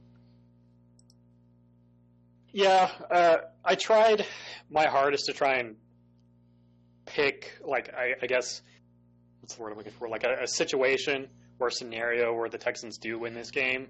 And, like, I guess you never know. Deshaun Watson could just absolutely go off, but I just think that team's just too talent deprived. Yeah, just to hang with them. And, like, even David Johnson had a decent little game this last week, but it's not going to be enough. It's going to be the Titans. Derrick Henry's going to run rampant all over that defense. Tannehill's going to have a good game. A.J. Brown's going to torch their secondary. It's the Titans. Okay, so we got the Raiders and the Broncos here, and a part of me wanted to pick the Broncos simply because I'm like, that's how the Raiders season would end. Like, they lose a game where their playoff hopes are destroyed, and then they just don't care week 17. I can't see that happening. I definitely think there are certain players like Derek Carr who are going to be playing for their job. Not that I think Derek Carr shouldn't be a starter, but I don't know. I think Derek Carr's had a really good year this year. I think he needs to still beat teams he should be beating, though. And he needs to show that for there to be more confidence between him and Gruden, and for there just to be like some sort of gelling with this team. So the secondary has always been the problem, and the Broncos have the weapons to expose that secondary. I don't think it happens. I want to give the Broncos one full offseason to get healthy, watch them next year, and fully judge them before I'm like, yeah, get rid of Drew Lock, get rid of Vic Fangio. Like, I need to see a healthy Broncos squad. And that's not them this year. So, Raiders. Yeah, because you're totally right. This could be a game where it's kind of just the epitome of the Raider season, and they do lose this one. But like you said, I think Derrick Henry and John Gruden have too much to play for against a... Derrick Henry? I mean, he meant to say Derek Carr. Derek Carr, yeah. Sorry. Derek Carr and John Gruden have too much pride and too much to play for themselves as a team to lose against such a bad... I wouldn't necessarily say a bad roster because they have a decent roster, but just a poorly coached and not very well-rounded team. Yeah, I got to go with the Las Vegas Raiders here because, I don't know, like, I still think, like, defensively, the Broncos are still pretty beat up. Like, I don't know how healthy their secondary's gotten in the past few weeks, but last I heard, it was just their secondary was just a bunch of backup cornerbacks. Yeah, scrubs. Yeah, and Aguilar he's a totally different player now. Darren Waller is a beefed up wide receiver playing tight end. I love the guy. Jacobs is not bad. He's okay. He's pretty good. I think the Raiders should still take care of business, not by like a huge margin, but Locke still makes a lot of mistakes. And as bad as the Raiders defense is, I think they can still pull out, a couple takeaways or a couple turnovers. And I think the Raiders should at least win by 10 plus. Yeah, and like you mentioned Drew Lock, and I don't know why, but Sanders sees promise in Drew Lock, but I just don't get it. I don't think he's good. Everybody loves him because he was singing "Put On" the sideline that one time for some reason, but yeah, I don't get what people see in Drew Lock. He was decent when he came in and filled in his rookie year, but he's not a starting caliber quarterback in this league. Sorry. Yeah. Hey, remember I said no quarterback slander. Not from me. Unless they absolutely suck, like Dwayne Haskins suck, because Dwayne Haskins is awful. He's bad, really bad. Speaking of quarterbacks, the next one is the Chargers and the Chiefs. A piece of me really wanted to pick the Chargers here. I really do, and it's quite possible for that upset to happen. Maybe it does happen. Well, the Chiefs they're going to rest a few guys, no? Mm-hmm. they've already come out You and know, said, like, I think Chad Henne's supposed to play, right? Mm-hmm. Yeah, he is. You know what? We'll give it to the Chargers. They already almost beat the Chiefs earlier this week. They can do it this week. Yeah, I'll pick the Chargers here. Yeah, I'm also going Chargers. Justin Herbert is just a goddamn beast. Dude, he's going to be really, really good. And he's got some good weapons. I've done a pretty good job picking Chargers games this year. Chiefs are resting their guys. Yeah, I'm going to go Chargers. Yeah, I love that I was wrong about Herbert too. I didn't think he was going to succeed, and God, I love that he proved me wrong. Oh yeah, no, I thought he was going to be awful too. So he's proved me wrong. And he seems to just get like a little better and better every week. And that the loss against the Patriots was, I think that like needed to happen. But yeah, I mean, I think like Mahomes is definitely going to be resting. Hill probably because of that hamstring issue that popped up like a week or a couple of weeks ago. I can see Kelsey resting too. The Chargers should get it. I think it's still going to be a close game though. Alrighty.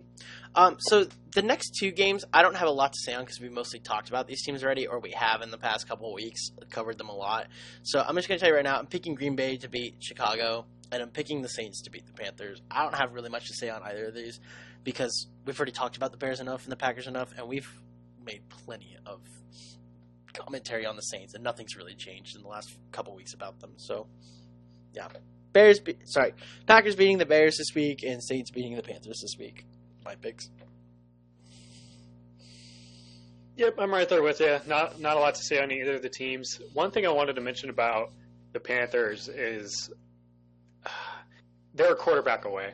And I know that's some Teddy B slander here, but I'm not as big on Teddy B as a lot of other people are. And maybe it's the system that he's in. No, that's fair. But he probably, I think, overall has the best wide receiver room in the NFL from top to bottom with Rodney Anderson, Curtis Samuel, and DJ Moore. I'm not pandering to our guest here, but are we sure that's not the Cowboys?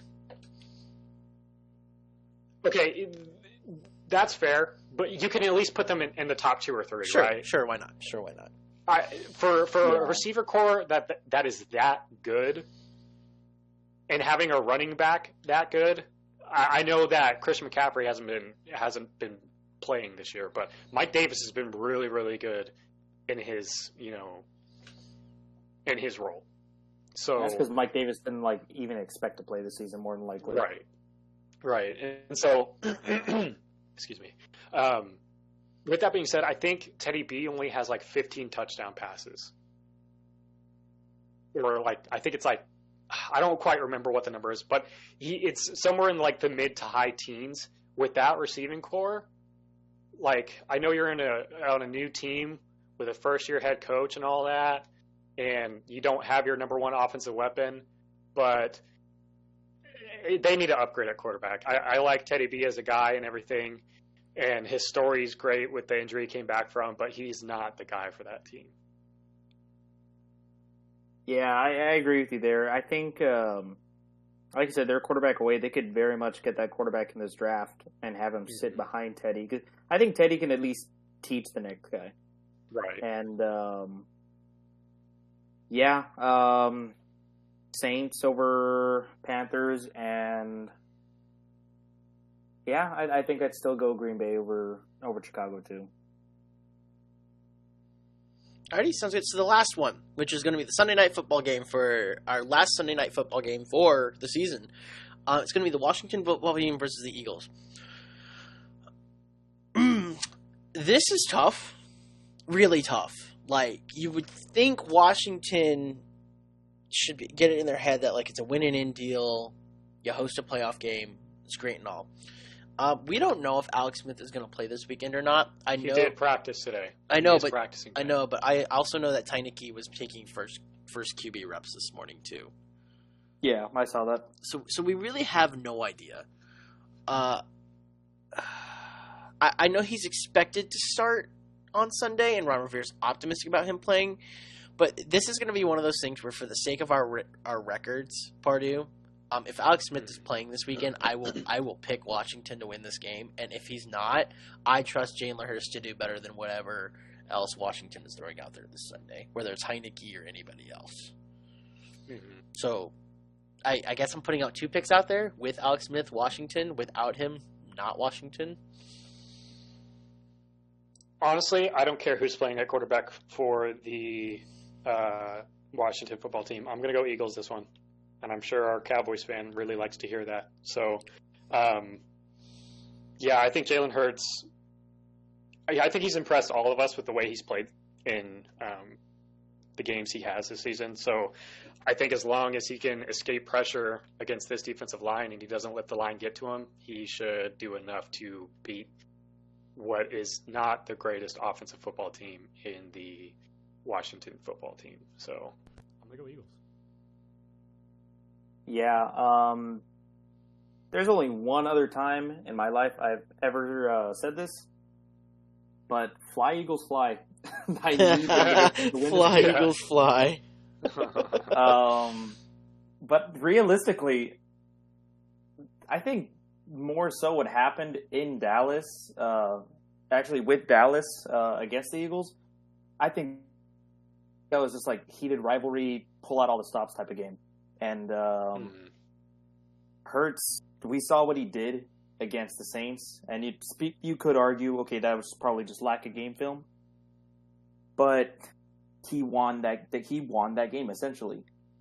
The Cardinals game, he went toe to toe also with that team, and the Washington football team, that defense is still scary. That front seven is still very much scary, but I like Hurts to build upon what happened last week and make a statement here and kind of give the Eagles a little tip to their future.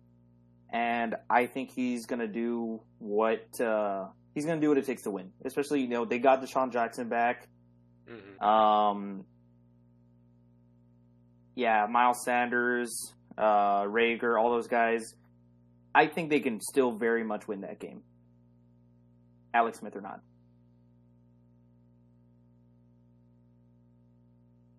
Alrighty. All right. Sounds good to me. So that'll be it for this week. It was a long episode. Way longer than I had anticipated for us to go. Especially because we were, early on, we were really speeding through things. But that's okay. Usually what happens when we have a guest is we go a little longer. So, Cesar, you got anything else you want to say? Thanks so much for coming on. Yeah, just thank you guys for allowing me to be on the show. Great surprise, and you know what? I really enjoyed being able to talk to you guys about all this. Like, I love football, and it's just great to actually just sit down and just get it all out there and just talk, to guys that know their stuff, and it's a good. There aren't many of them. Yeah, so you can follow. You know what, dude, Cesar? I don't even know your Twitter @, because it's like _Cesar or something like that, right? Yeah, _@_ Cesar _J. There you go. That's what it is. So you can follow him. You can follow us at HC Analysts. You can follow me, HCJC Sanders, and you can also follow Pardue over here at HC _Pardue.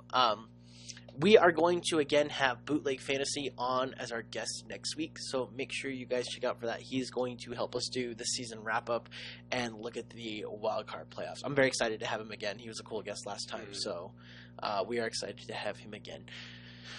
Again, Cesar, thanks so much for coming on. We appreciate you, man. And from the Head Couch Analysts, we love you. Thanks for tuning in. We will see you